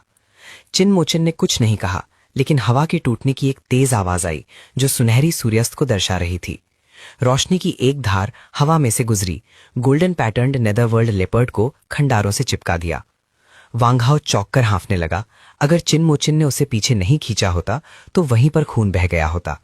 भले ही असेसमेंट में उम्मीदवारों को पॉइंट्स चुराने से मना नहीं था, लेकिन दूसरों की सुरक्षा की परवाह किए बिना इतनी खुलेआम चोरी करना कम ही होता था। कौन था वो? वांगहाओ ने गुस्से से उस दिशा में देखा जहां से स्पिरिट ब्लेड आई थी। खंडरों से 3 लोग निकले, 3 नौजवान भूरे काले कपड़ों में, तियानश्वन सेक्ट के सदस्य। लियू वे, तियानश्वन सेक्ट का एक हेवनली रैंक अवेकेंड उनमें से एक था। दूसरों ने उन्हें तुरंत पहचान लिया। तुम लोग यहाँ क्या कर रहे हो? तुम्हारे तेवर देखकर लगता है कि तुम हमारा शिकार चुराने वाले हो। जू जिक्सवान अपने बालों के साथ सूरज जैसा सुंदर लग रहा था, लेकिन अब वो घमंड से भीड़ को घूर रहा था। जो जिक्सन की बातें सुनकर वांगहाओ तुरंत भड़क गया। तुम्हारा मतलब क्या है? हमारा शिकार? हमने साफ साफ इस गोल्डन स्ट्राइप्ड नेदरवर्ल्ड लेपर्ड को घायल करके यहां तक पीछा किया है। जो जिक्सन ने शांत मुस्कान के साथ कहा, खंडहरों से चिपके हुए लेपर्ड की तरफ इशारा करते हुए। वो स्पिरिट सूट किसकी है? वांगहाओ एक पल के लिए चुप हो गया, गुस्से से घूर रहा था। लियू वेई और दूसरे लोगों को भी एहसास हो गया कि दूसरी पार्टी उनका शिकार चुराना चाहती है, इसलिए उन्होंने अपनी मुट्ठियां बंद कर लीं। दूसरी पार्टी हेवनली प्रोफाउंड सेक्ट से एक हेवनली ग्रेड अवेकेंड थी। अगर वो सब एक साथ हमला करते तो भी शायद वो उसका मुकाबला नहीं कर पाते। इस जानवर को स्पिरिट सोड से मारकर चिपकाया गया है, और जबकि ये स्पिरिट सोड मेरी है तो ये जानवर भी जरूर मेरा है। जू जिक्सवान ने उनके गुस्से भरे घूरने को नजरअंदाज किया, दीवार से चिपके गोल्डन स्ट्राइप नेदरवर्ल्ड लेपर्ड के पास गया, स्पिरिट सोड निकाली और नोक की हल्की सी झटके से लेपर्ड के डीमन कोर को दूर कर दिया। तभी एक अंगूठे के आकार का स्पिरिट स्टोन निकला, एक झंझनाहट के साथ खंडहरों से टकराया और फिर वापस उछलकर उस लेपर्ड से टकराया जिसे जाओ जिक्सवन इस्तेमाल कर रहा था। स्वान द्वारा हटाए गए डीमन कोर सीधा मेरी तरफ उड़ा। फिर मैंने उसे एक कलाई के झटके से पकड़ लिया। जाओ जिक्सवन जैसा उस्ताद? जाओ जिक्सवन की आंखें से खुल गईं। उसने ठंडे स्वर में मेरी तरफ देखा। ऐसे हुनर वाला एक आम आदमी? दिलचस्प। ये डीमन बीस्ट मेरा है, इसलिए उसमें फंसी हुई स्पिरिट नाइफ भी मेरी होनी चाहिए। मैंने जो जिक्सवान के हाथ में स्पिरिट नाइफ को देखा और धीरे से अपना दाहिना हाथ बढ़ाया, जैसे कह रहा हूं, बहुत समय हो गया है किसी ने मेरे सामने इतना घमंड करने की हिम्मत नहीं की। जो जिक्सवान को मजाक आया। उसने धीरे से अपना दाहिना हाथ उठाया। उसके आसपास का तापमान अचानक बढ़ गया और जमीन पर और उसके पैरों के पास की स्पिरिट हर्ब्स तुरंत सूख गईं और जलने लगी। इतनी शक्ति वाला एक हेवनली ग्रेड अवेकेंड वन, मैं तुम्हें एक और मौका दूंगा। मैंने दोनों हाथों से डेमन कोर पेश किया और अपनी गलती मानने के लिए घुटनों के बल बैठ गया। जुजुक्सवान ने अपने होंठ चाटे। आग उसके दाहिने हाथ के चारों तरफ एक अग्नि नाग की तरह घूम रही थी। वो अपने प्रतिद्वंद्वी को डर कर घुटनों के बल दया की भीख मांगते देखने के भयानक दृश्य का इंतजार कर रहा था, लेकिन मैं शांत रहा और धीरे से अपना सर हिला दिया। जरूरत नहीं, खैर तुम्हारा टेस्ट खत्म हो गया। जुजुक्सवान ने ताना मारा। उसके हाथ से लिपटी आग एक अग्नि नाग की तरह हिली, उसे फाड़ने के लिए। सावधान रहो। किनमोचेन, वांगहाओ और दूसरे लोग चौंक गए, लेकिन उनकी नजरों में ऐसे हुनर आग से खेलने वाले बच्चों से भी बचकाने थे। मैंने अपनी उंगली झटकी और एक तेज स्पिरिचुअल रोशनी हवा को चीरती हुई फट पड़ी। पूफ! आग की वो तेज लगने वाली लपेट संपर्क में आते ही आसानी से टूट गई, आसानी से चिंगारियों में बिखर कर नीचे गिर गई। क्या उसने मेरे अग्निनाग को कैसे बिखरा दिया? उसने ये कैसे किया? जू जिक्सवान और दूसरे दो हैरानी से चीमोचिन को देखने लगे। दिलचस्प, मेरी ट्विन ड्रैगन्स डांस को फिर से आजमाओ। जू जिक्सवन फायर ड्रैग हैमले के टूटने से गुस्से में जू जिक्सवन ने दोनों हाथ उठाए, हर एक आग के नाक से लिपटा हुआ, उसे काटने के लिए तैयार। रुको! सोंग जिंगयुन ने जो जिक्सवन का कंधा पकड़ लिया। जो जिक्सवन की आग बुझ गई और उसने सोंग जिंगयुन को घूरा। तुम्हारा क्या मतलब है? हम अभी तक सीक्रेट रेल्म के केंद्र तक नहीं पहुंचे हैं। यहां अपनी ऊर्जा बर्बाद मत करो। ये सिर्फ एक मामूली 3rd टियर डीमन बीस्ट है, ये उनके लिए कुछ भी नहीं है। जो जिक्सवन होश में आया। कम वक्त, मैं लगभग सब कुछ बर्बाद कर चुका था। तुम्हें शुभकामनाएं, यहां से दफा हो जाओ। जू जिक्सवन और सॉन्ग जिंग्यून ने जाने के लिए मोड़ा। तभी एक धीमी आवाज फिर से सुनाई दी। मैंने कहा कि तुम जा सकते हो। इससे वांग हाओ और बाकी लोग चौंक गए। हे भगवान, ये हेवनली प्रोफाउंड सेक्ट के हेवनली ग्रेड अवेकनर सब चले गए हैं। तुम अभी भी उन्हें क्यों उकसा रहे हो? जू जिक्सवन, जो अब तक खुद को रोक रहा था, ये सुनकर अब गुस्से में आ गया। वो हंसा। तुम हद से ज्यादा आगे बढ़ रहे हो। मैं अपने ग्रेड्स को जोखिम में डालकर तुम्हें 1 साल के लिए बिस्तर पर लेटा दूंगा, मैंने बेपरवाही से कहा। कोशिश करके देख लो। सॉन्ग जिंग्यून ने तेवर चाहे और दोनों के बीच आ गया। उसने महसूस किया कि चिन मोचन की तरफ स्पिरिचुअल प्रेशर की लहरें बढ़ रही हैं, लेकिन वो सब एक अदृश्य शक्ति द्वारा दबा दी गईं।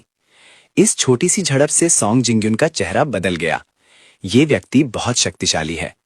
इस समय सॉन्ग जिंग्यून और समय बर्बाद नहीं करना चाहता था, इसलिए उसने अपनी स्पिरिचुअल ब्लेड चिन मोचन को दे दी। तुम संतुष्ट हो? मैंने धीरे से सर हिलाया। अभी के लिए इतना काफी है। याद रखना, अगली बार नहीं होगा। जिंग्यून, मुझे मत रोको। मुझे इस बच्चे को सबक सिखाने दो। जो जित्सवान एक गुस्से में भरे जानवर की तरह था, लेकिन सॉन्ग जिंग्यून ने उसे मजबूती से पकड़ रखा था। एक स्पिरिचुअल ब्लेड, ये सिर्फ एक चाकू है, उसे रहने दो। सॉन्ग जिंग्यून ने गहरी आवाज में कहा। हम इसे अपने जरूरी काम में देरी नहीं होने दे सकते। आखिर में जो जित्सवान ने दांत पीसे, अपना गुस्सा पी गया और मुड़कर चला गया। वांग हाओ और दूसरे लोग चिन मोचन की हरकतों से पहले ही हैरान थे। वो जानते थे कि चिन मोचन बहुत शक्तिशाली है, लेकिन उसे एक हेवनली ग्रेड अवेकेंड से सीधे टकराते हुए देखकर और यहां तक कि हेवनली ग्रेड अवेकेंड से एक स्पिरिट नाइफ छीन लेने पर उनका सम्मान और भी बढ़ गया। वो सीक्रेट रेल्म के केंद्र में चले गए हैं, क्या हम भी चले? रानी ने पूछा। क्यों नहीं, मैंने शांति से कहा। उसी पल सीक्रेट रेल्म असेसमेंट साइट पर बिना अनुमति के व्यक्तियों का प्रवेश वर्जित है साइन के नीचे 4 बिखरे हुए लोग अचानक प्रकट हुए और रुक गए। एक अधेड़ उम्र का कल्टीवेटर एक नफीस सुजुकी बॉक्स उठाए हुए चिल्लाया, तीसरे भाई, असेसमेंट सीक्रेट रियल में गैर कानूनी तरीके से घुसना नियम का उल्लंघन है। अगर पता चला तो तुम्हें सख्त सजा मिलेगी। एक बिखरे हुए नौजवान, जिसके हाथ पर पट्टियां बंधी हुई थी, हिचकिचाया। अब क्या वक्त है? अगर वो लोग हमें पकड़ लेते हैं तो हम मर जाएंगे। नियमों को तोड़ने से क्या डरना है? इतना कहकर वो अधेड़ उम्र का आदमी नफीस स्पिरिट वुड बॉक्स उठाए हुए 5-6 जांग ऊंचे स्पिरिट नेट के ऊपर से कूद गया और सीक्रेट रिल्म में घुस गया। दूसरे 3 थोड़ी देर हिचकिचाए और उनके पीछे चले गए। उनके घुसने के थोड़ी देर बाद 1 दर्जन से ज्यादा हट्टे कट्टे आदमी वहां आ गए। वेमिंग युआन, वो सीक्रेट रेल में घुस गए हैं, तुम अभी भी उनका पीछा कर रहे हो? उनमें से एक ने पूछा। 1000 साल पुराने स्पिरिट फ्रूट और स्नोफील्ड फ्रूट के अद्भुत औषधीय प्रभाव होते हैं। ये सबसे हल्की सांस को भी बचा सकता है। उसे परिवार में वापस लाना ही होगा। अगले दिन सुबह एक टूटे हुए स्पिरिचुअल रिल्म में वांग हाओ और उसके 3 साथी मॉन्स्टर मटेरियल्स बांट रहे थे। वर्तमान में वांग हाओ और उसके ग्रुप सभी 2nd टियर मॉन्स्टर्स को संभाल रहे थे, जबकि मैं सिर्फ 3rd टियर मॉन्स्टर्स का सामना करने पर ही दखल देता था। अचानक खंडहरों से एक टकराव की आवाज आई। असेसमेंट के दौरान साथी डिसाइपल्स की मदद करने से बोनस पॉइंट्स मिलते हैं, इसीलिए वांग हाओ और उसके ग्रुप तुरंत वहां पहुंच गए। शेन यिंगश्वांग, वांग हाओ ने हैरानी से कहा। शेन यिंगश्वांग, जिसके कपड़े फटे हुए थे, ने किसी को अपना नाम पुकारते सुना और आवाज की दिशा में देखा। बोलते ही उसके चेहरे से आंसू टूटे हुए मोतियों की तरह बहने लगे। हमारी टीम कई 2nd टियर डिमोनिक बीस्ट से घिर गई थी। मैं बड़ी मुश्किल से अपनी जान बचाकर भागी हूं। शेन यिंगश्वांग की आंखें लाल थीं और वो बारिश में भीगे फूल की तरह रो रही थी। वापस जाओ, मैंने शांति से कहा, फिर मुड़ा और चला गया। चीमोचन को नजरअंदाज करते हैं। रानी चीमोचन के पीछे गई और हैरानी से पूछा, वो नाटक कर रहा है, उसकी चोट नकली है और उसके पैर बिल्कुल ठीक है। मैंने सर हिला दिया। तो वो ऐसा क्यों कर रहा है? रानी और दूसरे 4 हैरान रह गए।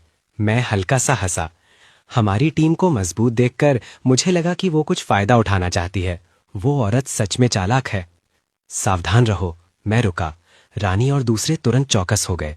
तभी आगे के जंगल में एक विशाल डिमोनिक बीस्ट दिखा। वो एक भागती हुई अर्थी की तरह था, जो पेड़ों को तोड़ता हुआ आया, जिससे पत्थर उड़ रहे थे और स्पिरिचुअल एनर्जी हर तरफ बिखर रही थी। ये एक 3rd टियर डिमोनिक बीस्ट था, ब्लड थर्स्टी डीमन हाउंड। वो घायल है। वैंग हाओ और दूसरे लोगों के चेहरे ये देखकर बदल गए। तुमने अपनी स्पिरिट नाइफ निकाली, उसमें स्पिरिचुअल एनर्जी भरी और उसे फेंक दिया। स्पिरिट नाइफ से एक ठंडी रोशनी निकली और हवा को चीरती हुई आगे बढ़ी। स्पिरिट नाइफ ने ठीक ब्लड थर्स्टी डीमन हाउंड की गर्दन पर निशाना लगाया, उसे पास की जमीन से चिपका दिया। काबू में आया ब्लड थर्स्टी डीमन हाउंड ने एक धीमी कर्कश दहाड़ मारी और छटपटाने लगा। 2 बार वार करने के बाद वो स्थिर हो गया। मैं वहां गया, अपनी स्पिरिट नाइफ वापस ली। ब्लड थर्स्टी डीमन हाउंड का डीमन कोर उठाया और फिर साफ सुथरे और कुशल तरीके से मुड़कर चला गया। उनके जाने के बाद जिस दिशा से ब्लड थर्स्टी डीमन हाउंड आया था, वहां से 3 और लोग बाहर निकले। ब्लड थर्स्टी डीमन हाउंड को निशाना बनाते देख उनके चेहरे बदल गए। सॉन्ग जिंगन पास आया और झुककर देखने लगा कि वो कौन था। किस चोर ने मेरा शिकार चुराया? जो जिक्सवान गुस्से से जल रहा कूदकर आगे आया। आसपास का तापमान ज्यादा था, इसलिए वो थोड़ा शांत हुआ। सॉन्ग जिंग्यो ने उसे नाखुशी से डांटा। ये निशान थोड़ा बहुत मेरी स्पिरिट नाइफ द्वारा छोड़े गए निशान जैसा लगता है। ये सुनकर जाओ जिक्सवान आग बबूला हो गया। कमबख्त, फिर से वही हरामी है, बस वो मुझे मिल न जाए। इस बार कोई भी हमारी मदद नहीं कर सकता। वांगहा और दूसरे लोगों ने पीछे से दहाड़ सुनी और फिर तेजी से भाग गए। शाम 4 बजे रुइन सीक्रेट रेल्म के केंद्र में 5 लोग खंडारों के पहले मंजिल पर थे, अपना माल गिन रहे थे। वांगहा और दूसरे लोग उत्साह से अपने वर्तमान पॉइंट्स के बारे में बात कर रहे थे। 2 दिन से भी कम समय में हमने 1000 से ज्यादा पॉइंट्स हासिल कर लिए हैं। कल थोड़ी और मेहनत से हम 1500 तक पहुंच जाएंगे। 1500 पॉइंट्स भी संभव है। ये एक प्रथम श्रेणी के सेक्ट की प्रवेश रेखा है। अब मैं अकेले चलने की योजना बना रहा हूं। मैंने कहा कि मैं इस टीम में वांग हाओ को पॉइंट्स दिलाने में मदद करने के लिए शामिल हुआ था। अब जब वांग हाओ के पास पर्याप्त पॉइंट्स हैं, तो मेरे रहने की कोई जरूरत नहीं है। भले ही लियू वेई और दूसरे लोगों को इसका आभास था, लेकिन जब चिन मौचन ने ये कहा तो वो फिर भी थोड़ा निराश हुए। ठीक है, लेकिन जब तुम अकेले सीक्रेट रेल्म के केंद्र में जाओगे तो तुम्हें सावधान रहना होगा। कल असेसमेंट का आखिरी दिन है। स्पिरिट नेटवर्क दोपहर के बाद पॉइंट एंट्री चैनल खोलेगा। उससे पहले सबसे ज्यादा अफरा तफरी होगी। वांग हाओ ने मुझे याद दिलाया। मैंने सर हिलाया और वांग हाओ से अलग हो गया। मैं टूटी फूटी सड़क पर अकेला चल रहा था। घर घर। अचानक मेरी दाईं तरफ की टूटी हुई इमारत, जो बेलों से ढकी हुई थी, एक जानवर ने तोड़ दी। तीसरे स्तर का जानवर आयरन क्लैड बोर एक अर्थी की तरह मेरी तरफ लपका। जैसे ही तुम हमला करने वाले थे, तुम्हें कुछ महसूस हुआ और तुम रुककर एक तरफ हट गए। आयरन क्लैड बोर के पीछे 3 सफेद बर्फ की नोकीलें, जो जांग जितनी मोटी और 2 जंग से ज्यादा लंबी थीं, निकली। तीनों बर्फ की नोकीलें ऐसी लग रही थीं जैसे उनमें स्पिरिट लगी हो, और उन्होंने लोहे को ठीक से भेद दिया। जख्मी बोर ने उसे जमीन पर गिरा दिया, दहाड़ते हुए, जब उसका खून बर्फ में जम गया। बोर पर पाला जम गया और जल्द ही मर गया। बोर द्वारा तोड़े गए खंडारों से 4 लोग निकले। उनमें से एक लंबे नीले बालों वाली लंबी और सुंदर एक युवती एक सुंदर सारस की तरह आगे बढ़ी। ये चिन मौचन के सेक्ट की सू हानश्वांग थी। तुम यहाँ हो? सू हानश्वांग ने तुरंत चिन मौचन को पहचान कर कहा। तुम यहाँ क्या कर रहे हो? ये सीक्रेट रेल्म का केंद्र है, जो 2nd टियर और उससे ऊपर के डेमोनिक बीस्ट से घिरा हुआ है। तुम सच में बहादुर हो। सू हानश्वांग ने उत्सुकता से चिन मौचन को देखा। अपने हाथ के एक आर्म से इशारे से बोर में घुसा हुआ नुकीला हथियार पिघल गया और एक डेमोनिक कोर बर्फ के टुकड़ों में लिपटा हुआ उसके हाथ में आ गया। उसने उसे आमतौर पर घुमाया। मैं कई वरिष्ठ कल्टीवेटर्स को जानता हूं, उसने शांति से कहा। वो आमतौर पर ध्यान लगाते हैं और डेमोनिक बीस्ट से डरते हैं, लेकिन तुम 3rd टियर डेमोनिक बीस्ट से डरते हुए नहीं लगते। सू हानश्वांग ने पूछा और मैंने मरते हुए आमर्ड बोर पर एक नजर डाली। मरने में क्या डर है? सू हानश्वांग खुलकर मुस्कुराई। तुम सच में दिलचस्प हो, और आगे मत जाओ। अब सीक्रेट रेल्म के केंद्र में काफी हेवनली रैंक अवेकनर्स हैं। यहाँ अक्सर लड़ाइयाँ होंगी और तुम पर असर पड़ेगा। सू हानश्वांग ने मुझे याद दिलाया, फिर सुंदरता से मुड़ी और चली गई। मैं सीक्रेट रेल्म के केंद्र की तरफ पड़ता रहा। रात हो गई और तारे टिमटिमाने लगे। बिना स्पिरिट स्टोन्स के मुझे लड़ने की आदत नहीं है। मैं पूरी तरह से अपनी आंखों पर निर्भर हूँ। रात का मुझ पर बहुत ज्यादा असर होता है। मुड़ो, आज की शिकार के लिए इतना काफी है। हम कल सीक्रेट रेल्म के केंद्र में 3rd टियर डेमोनिक बीस्ट्स का शिकार करने जाएंगे। एक लचीले स्पिरिट बीस्ट की तरह मैं खंडारों के ऊपर से कूदा और अंधेरे में गायब हो गया। मैं एक अपेक्षाकृत अखंड खंडहर में पहुंचा और रुक गया। जैसे ही मैं अंदर जाने वाला था, अचानक मुझे पास में लड़ाई की आवाज सुनाई दी। चांदनी में मैंने 1 दर्जन से ज्यादा डिमोनिक बीस्ट्स को 3 लोगों पर हमला करते देखा। उनके कपड़ों और शरीर को देखकर लग रहा था कि वो परीक्षार्थी नहीं है। तुम दखल देने का इरादा नहीं रखते। तुमने अपने पिछले जीवन में एक आदत बना ली थी कि जब तक कोई अच्छी वजह ना हो अपने काम से काम रखो। जैसे ही मैं मुड़ रहा था, मैं अचानक चौंक गया।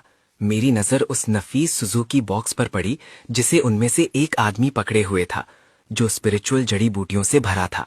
मैंने एक भौएं उठाई। क्या ये दुनिया स्पिरिचुअल एनर्जी से विहीन नहीं होनी चाहिए थी? यहाँ अभी भी स्पिरिचुअल जड़ी बूटियां कैसे हो सकती हैं? क्या इस दुनिया में सीक्रेट रेल्म्स या अन्य अजीब स्थान हो सकते हैं? भले ही ग्रेट वर्ल्ड की स्पिरिचुअल एनर्जी कम हो गई है, लेकिन सीक्रेट रेल्म्स में भरपूर स्पिरिचुअल एनर्जी है, जिसका उपयोग कन्फर्मेशन और स्पिरिचुअल जड़ी बूटियों के पोषण के लिए किया जा सकता है। एक 3rd ईयर डीमन बीस्ट ने अपने पंजों से हवा को चीरा और उस आदमी को पकड़ लिया जो नफीस सुजुकी बॉक्स पकड़े हुए था। वो जमीन पर गिर गया, लेकिन फिर भी बॉक्स को कसके पकड़े रहा। तीसरे भाई, तुम पहले जाओ, हम तुम्हारा पीछा करेंगे। कमबख्त, बकवास बंद करो। अगर हम एक साथ जाएंगे तो सब जाएंगे। हमने एक दुर्लभ फल खो दिया है और जीफंग भी गायब है। अगर मैं अकेला वापस गया तो आंट ची और दूसरों को क्या समझाऊंगा? हम तीनों ने डीमन बीस्ट के घेरे से लड़कर बाहर निकले और तेजी से एक गली में घुस गए। गली में एक दहाड़ गूंजी। ये एक 3rd year demon beast blood thirsty demon mastiff का ठिकाना था। इस अचानक घटना से हम तीनों डर गए और तेजी से पीछे हट गए। लेकिन डीमन बीस्ट हम तक पहुंच चुका था, अपने दांत दिखा रहा था और भयानक लग रहा था। आगे बाघ और पीछे भेड़िए। आगे या पीछे जाने का कोई रास्ता नहीं। ऐसा लगता है कि हम आज रात इस मुसीबत से नहीं बच सकते। वेमिंग युआन ने कड़वी मुस्कान के साथ कहा। दुख की बात है कि हमने वो स्पिरिचुअल फल ढूंढ लिया जो परिवार के मुखिया को ठीक कर सकता है, लेकिन हम उसे वापस नहीं ला पाए। जैसे ही वेमिंग युआन मरने की लड़ाई के लिए तैयार हो रहा था, अचानक उसकी आंखों के सामने एक शख्सियत चमकी। कई भयानक टियर 3 डिमोनिक बीस्ट्स गिर गए। उनका स्पिरिचुअल खून बह रहा था। एक युवक एक स्पिरिचुअल ब्लेड चलाते हुए डिमोनिक बीस्ट्स के बीच कत्लेआम कर रहा था। टियर 3 डिमोनिक बीस्ट्स जिन्होंने उन्हें निरंतर पीछा किया था, इस युवक के हाथों में जंगली कुत्तों की तरह कमजोर थे, जिससे वो उन्हें अपनी मर्जी से काट सकता था। जल्द ही आसपास के सभी टियर 3 डिमोनिक बीस्ट्स मारे गए। धन्यवाद नौजवान, वे मिंगयान ने सच्चे दिल से कहा। मैंने हल्का सा सर हिलाया। मेरी नजर वे मिंगयान के हाथों में नफीस सुजुकी बॉक्स पर पड़ी। वे मिंगयान का दिल बैठ गया। क्या ये नौजवान भी एक डाकू हो सकता है जिसके पास उसका अजीब स्पिरिचुअल फल था? क्या ये सच में पैसा भेड़िए के मुंह से गिरकर बाघ के मुंह में गिरने जैसा मामला है? छोटे भाई, तुम एक परीक्षार्थी लगते हो। क्या मैं तुमसे परीक्षा के बाद एक मदद मांग सकता हूँ? मैं शांति से कहा, तुम कहते हो कि मैं यूनजू के वी परिवार से वी मिंगयॉन हूं। इस बॉक्स में एक दुर्लभ फल है। मैं चाहता हूं कि तुम इस स्पिरिचुअल बॉक्स को 10 दिनों में वी परिवार तक पहुंचा दो। बेशक हम तुम्हें भरपूर इनाम देंगे। मुझे उम्मीद है कि ये नौजवान मेरी स्थिति और वादा किए गए इनाम को देखते हुए मुझे नुकसान नहीं पहुंचाएगा।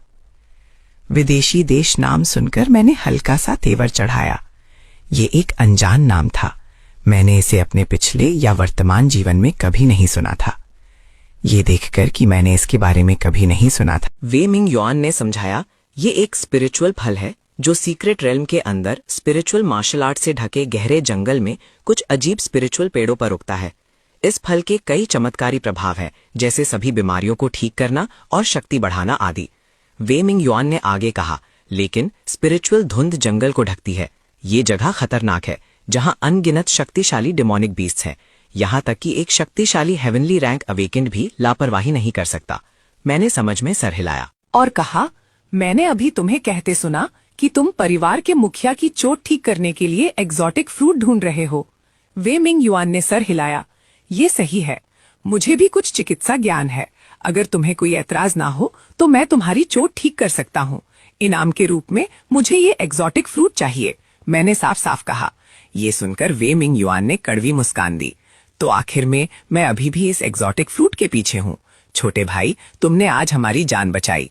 मैं तुम्हारे एहसान का बदला चुकाने के लिए अत्याचार सहने को तैयार था। जबकि तुम्हें एग्जॉटिक फ्रूट की जरूरत है, तो इस फल का उपयोग तुम्हारे एहसान का बदला चुकाने के लिए किया जा सकता है। फिर उसने मुझे नफीस स्पिरिट वुड बॉक्स दे दिया। मैंने हाथ बढ़ाकर उसे ले लिया। जबकि मैं बोल चुका हूं, मैं असेसमेंट के बाद जरूर वे परिवार जाऊंगा। छोटे भाई, तो फिर हम अलग हो गए। वेई मिन युआन ने अपने हाथ जोड़कर सलाम किया और जाने से पहले कहा, चंद परिवार भी इस फल पर नजर रखे हुए है, अब जबकि ये तुम्हारे पास है, सावधान रहना। मैंने सर हिलाया, उनकी दया भरी चेतावनी को स्वीकार करते हुए। वे मिंग युआन और दूसरे लोगों के अपने भरी जख्मों के साथ चले जाने के बाद मैंने डीमन बीस्ट का डीमन कोर रखा और भी चला गया। मैं ज्यादा दूर नहीं गया था कि 15 लोग मेरे पीछे आ गए। छोटे, क्या तुमने 3 घायल लोगों को यहां से गुजरते देखा है? मैंने सर हिला दिया। कमबख्त, वो 3 इतनी तेजी से कैसे भाग सकते हैं? आगे चल रहे हट्टे कट्टे आदमी ने गाली दी। भाई युआंग, इस बच्चे के हाथ में स्पिरिट कोर देखो। चेन युआंग ने उसे देखा और उसकी आंखों में एक ठंडी रोशनी चमकी। छोटे, तुम्हें यह स्पिरिट कोर कहां से मिला? मुझे देखने दो। मैंने स्पिरिट कोर निकाला। हाँ, मुझे दो। चेन युआंग ने उसे पकड़ने के लिए हाथ बढ़ाया, लेकिन सिर्फ खाली हवा पकड़ी। मैंने स्पिरिट कोर वापस ले लिया। ये मुझे मिला है, तुम इसे चुराना चाहते हो? चेन युआंग तुरंत गुस्से में आ गया। कमबख्त, तुम मौत मांग रहे हो। उसकी आंतरिक ऊर्जा फट पड़ी, जिससे उसके पैरों के नीचे का मलबा कांपने लगा। भाई युआंग, क्या ये सच में जरूरी है? अपने आप पर काबू रखो। सीक्रेट रेल में घुसना और परीक्षार्थियों को मारना बहुत गंभीर अपराध है। तुम्हारा पूरा परिवार इसमें फंस जाएगा। उसके पीछे के लोग भी चेन युआंग का असली गुस्सा देखकर चौंक गए। चेन युआंग एक 4th टियर अवेकेंड बीइंग था। वो एक ही मुक्के से आसानी से 30,000 से 40,000 यूनिट बल निकाल सकता था। वो एक ही मुक्के से एक 3rd टियर डीमन बीस्ट को भी मार सकता था। भीड़ ने आह भरी। ऐसा लगता था कि वो सिर्फ अपने आप को डीमन बीस्ट के रूप में भेस बदलकर इस छोटे से लड़के को मार सकते हैं। अच्छा, एक गहरी आवाज फटी और एक शख्सियत पीछे की तरफ उड़ी। एक जोर से धमाके के साथ पास के खंडरों में जा टकराई। खंडर ढह गए, उसे दफन कर दिया। भाई युआंग, तुम सच में पीछे नहीं हटते। अगर तुम इस तरह नदी में कुछ भी नुकसान पहुंचा देते हो तो क्या होगा? रात का समय है और दृश्यता कम है, वो विशिष्ट स्थिति नहीं देख सकते। दोनों आगे दौड़े। चेन युआंग से स्पिरिट बॉक्स लेकर देखना चाहते थे कि अंदर क्या है। हे भगवान, ये तुम हो। मेरा भाई युआंग कहाँ है? तुरंत बाद 2 शख्सियतें फिर से उड़ती हुई भेजी गईं। चेन युआंग जिस खंडरों में गिरा था वहां जा गिरी। मैं थोड़ा जंग लग गया हूं, मैं अपना शरीर खींचूंगा। The azure 9 transformations azure insect set की एक बुनियादी परिचयात्मक पुस्तिका है। मैं पहले एक ही लाट सितारे तोड़ सकता था, भले ही मैं अब उस स्टार पर नहीं हूं, लेकिन कुछ अवेकेंड 1 से निपटने के लिए ये काफी है। दूसरे लोग हैरान रह गए। ये परीक्षार्थी इतना शक्तिशाली कैसे हो सकता है? कोई चिल्लाया और बाकी के 1 दर्जन से ज्यादा लोग सब आगे बढ़ गए। Bang bang bang. अगले ही पल सभी 1 दर्जन से ज्यादा लोग हवा में उड़ गए और खंडारों में जा टकराए। चीखें उठने और गिरने लगीं। मैं वहां गया जहां चेन युआंग दफन था। चेन युआंग धूल से सना हुआ था और मिट्टी और रेत थूक रहा था। वो जानता था कि उसने गड़बड़ कर दी है और एक लोहे की प्लेट से टकरा गया है। वो जानता था कि वो उस नौजवान को कभी नहीं हरा सकता। अचानक उसने मुझे उसे घूरते हुए देखा और डर गया। तुम क्या करना चाहते हो? क्या तुम इस ग्रुप के लीडर हो? मैंने चेन युआंग के सवाल को नजरअंदाज किया और बेपरवाही से पूछा। चेन युआंग ने जल्दी से सर हिलाकर कहा, नहीं नहीं नहीं। मैंने हल्का सा तेवर चढ़ाया और एक और आदमी को मलबे से बाहर खींचकर पूछा, तुम्हारा लीडर कौन है? दूसरे आदमी ने कोई जवाब नहीं दिया और बस चेन युआंग को देखता रहा। चेन युआंग के माथे पर ठंडा पसीना आ गया। मुझे माफ कर दो। चेन युआंग थुड से घुटनों के बल बैठ गया। वो लचीला था और कमजोर के सामने घमंडी हो सकता था, लेकिन शक्तिशाली के सामने विनम्र। मैंने इस मामले को आगे नहीं बढ़ाया, लेकिन अपना हाथ उठाया और एक हैंड सील बनाया। मैंने चेन युआंग के माथे को छुआ और एक सुनहरी स्पिरिचुअल रोशनी की किरण चमकी। मुझे एक ठंडक मेरे भौहों में घुसती हुई महसूस हुई और तुरंत ऐसा लगा जैसे हजारों चींटियां मेरी खोपड़ी को कुतर रही हैं। उसने अपना सिर पकड़ लिया, जमीन पर लुढ़क गया और लगातार चीखता रहा। थोड़ी देर बाद चेन युआंग ने आखिरकार छटपटाना बंद कर दिया। उसकी आवाज कमजोर थी और उसका पूरा शरीर कांप रहा था। तुमने मुझ पर कौन सी चाल चली? ये सिर्फ एक छोटा सा स्पेल था। सिर्फ असर देख रहा था। तुम इंसान नहीं हो। चेन युआंग ने दांत पीसे। उसकी कांपती हुई उंगली मेरी तरफ इशारा कर रही थी। मैं शांति से मुस्कुराया। हर चीज की एक कीमत होती है। तुमने मुझ पर हमला किया और मैं तुम्हारी जान बख्श दूंगा, लेकिन तुम्हें एक कीमत चुकानी होगी। तुम 15 लोग मुझे 6 महीनों के अंदर 15 ऐसे एग्जॉटिक फ्रूट्स दो, वरना हर 3 दिन में तुम न्यूट्रलाइज हो जाओगे, जो तकलीफ तुमने अभी महसूस की। ये सुनकर चेन युआंग वहीं जम गया।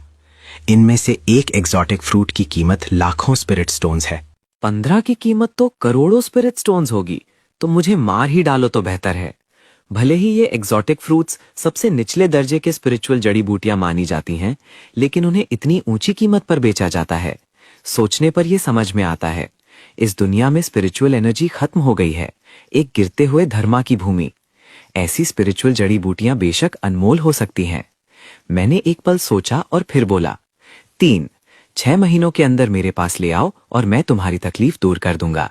अचानक उसने बोला, तो तुम्हें ये तकनीक उन पर भी इस्तेमाल करनी होगी, वरना मैं अकेला ये नहीं कर सकता। मैंने हैरानी से उसकी तरफ देखा। वो एक कल्टीवेटर होने के लिए काफी निर्दयी था। ज्यादा कुछ कहे बिना मैंने सोल डिवॉरिंग टेक्निक का इस्तेमाल किया और उन्हें एक कम्युनिकेशन टैलिस्मान छोड़ दिया, ताकि वो एग्जॉटिक फ्रूट हासिल करने के बाद मुझसे संपर्क कर सकें। फिर मैं चला गया। एक अपेक्षाकृत अखंड टूटी हुई स्पिरिचुअल टावर पर मैंने स्पिरिचुअल बॉक्स से एग्जॉटिक फ्रूट निकाला और अपनी स्पिरिचुअल पावर से एक स्पिरिट गैदरिंग अरे बनाया। मैंने एग्जॉटिक फ्रूट को अरे में रखा, पैरों को मोड़कर बैठा और कल्टीवेट करना शुरू कर दिया। अरे गूंजने लगा और एक स्पिरिचुअल रोशनी की झलक चमकी। स्पिरिचुअल एनर्जी की धारियां मेरे शरीर में समा गईं, जिससे मुझे ताजगी महसूस हुई। लेकिन एक्सोटिक फ्रूट मेरे अवशोषण के नीचे जल्दी से मुरझा गया। ची रिफाइनिंग के पहले लेवल के मध्य स्तर तक भी नहीं पहुंच पाया। मैं एक्सोटिक फ्रूट के प्रभाव से बहुत संतुष्ट नहीं था।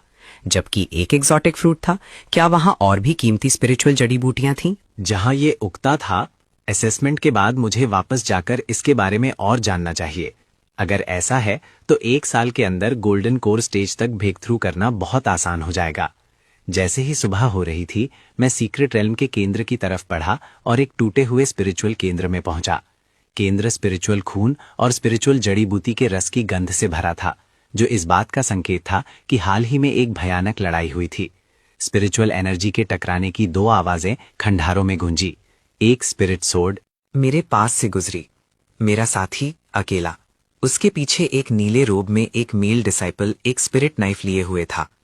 उसने मुझे ऊपर से नीचे तक देखा। क्या एक अवेकेंड वन भी नहीं? उस आदमी ने गाली दी। एक मच्छर भी मांस ही होता है।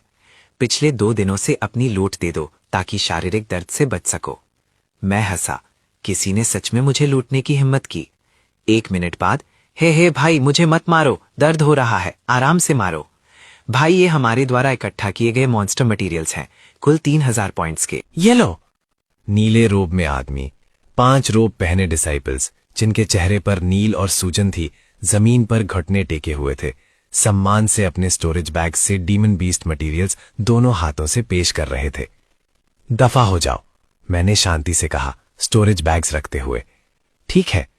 5 नील और सूजन वाले आदमी, जैसे उन्हें माफी मिल गई हो, भाग गए। मैं आगे बढ़ता रहा। चारों तरफ लड़ाई की आवाजें और डीमन बीस्ट्स की चीखें गूंज रही थीं, साथ ही स्पिरिचुअल एनर्जी की चटकने की आवाज भी। अचानक एक जानवर जैसी आकृति मेरे सामने आई। एक डीमन बीस्ट ढह गए खंडरों से निकला। एक 3rd tier demon beast, silver armoured rhinoceros. तभी 8 बर्फ की नोकीलें निकली, जो सिल्वर आर्मर्ड राइनोसरस पर ठीक निशाना लगाईं। अचानक एक आधा बाघ आधा इंसान जैसी आकृति आई और बेधबे सिल्वर आर्मर्ड राइनोसरस पर भयानक हमला किया। फिर 3 और लोग दिखे और 3rd tier silver armoured rhinoceros को मारने के लिए एक साथ हो गए। मैं एक तरफ खड़ा था, थोड़ा हैरान। यहां सुहान श्वांग से फिर से मिलने की उम्मीद नहीं थी। इस समय सुहान श्वांग ने भी मुझे देखा और तुरंत नाखुशी से तेवर चढ़ाए। ओह, तुम सलाह क्यों नहीं सुनते? मैंने तुमसे कहा था कि सीक्रेट रेल्म के केंद्र में मत आओ, लेकिन तुम फिर भी आ गए। तुम्हारी हिम्मत सच में असाधारण है। हे, हथियार बनाने वाले की जगह इमॉर्टल कल्टीवेशन चुनना तुम्हारी प्रतिभा की बर्बादी है। शाओ जिंगहुआन ने मेरी हिम्मत की काफी तारीफ की। ग्रुप ने जल्दी से सिल्वर आर्मर्ड राइनोसरस से डीमन कोर लिया और फिर मेरी तरफ चल दिए। क्या बात है? सुहान शोंग ने मुझे घूरा।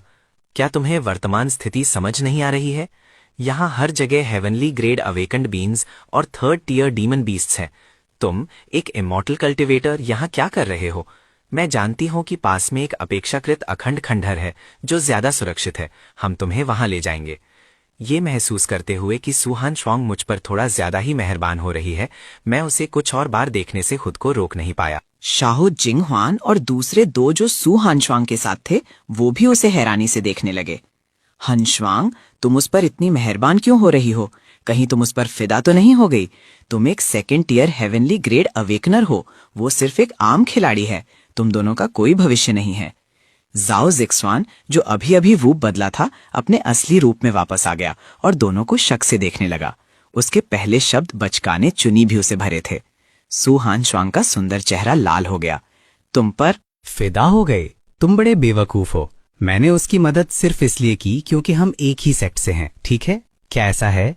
जाओ जी स्वयं ने एक मैं समझ गया वाला चेहरा बनाया। तो चलो जल्दी करते हैं। हमने दुनुहांग जाकर उनके ठिकाने के बारे में जानने का फैसला किया था। शाओ जिंगहुआन ने सर हिलाया और कहा, मैंने सुना है कि फंग शुए याओ और उसके ग्रुप के पास बहुत पैसा है। उनकी टीम के पास अब कम से कम 20,000 फॉलोअर्स हैं। सुन मिंग हुई ने कहा, मुझे लगता है कि हमें जाओजी सुनैन और उसके ग्रुप को ढूंढना चाहिए। तुम पागल हो क्या? जू जिचुएन तियानसुएन सेक्ट से है। उसके पास जाना पैसे की बर्बादी है। शाओ जिंगहुआन हैरान था।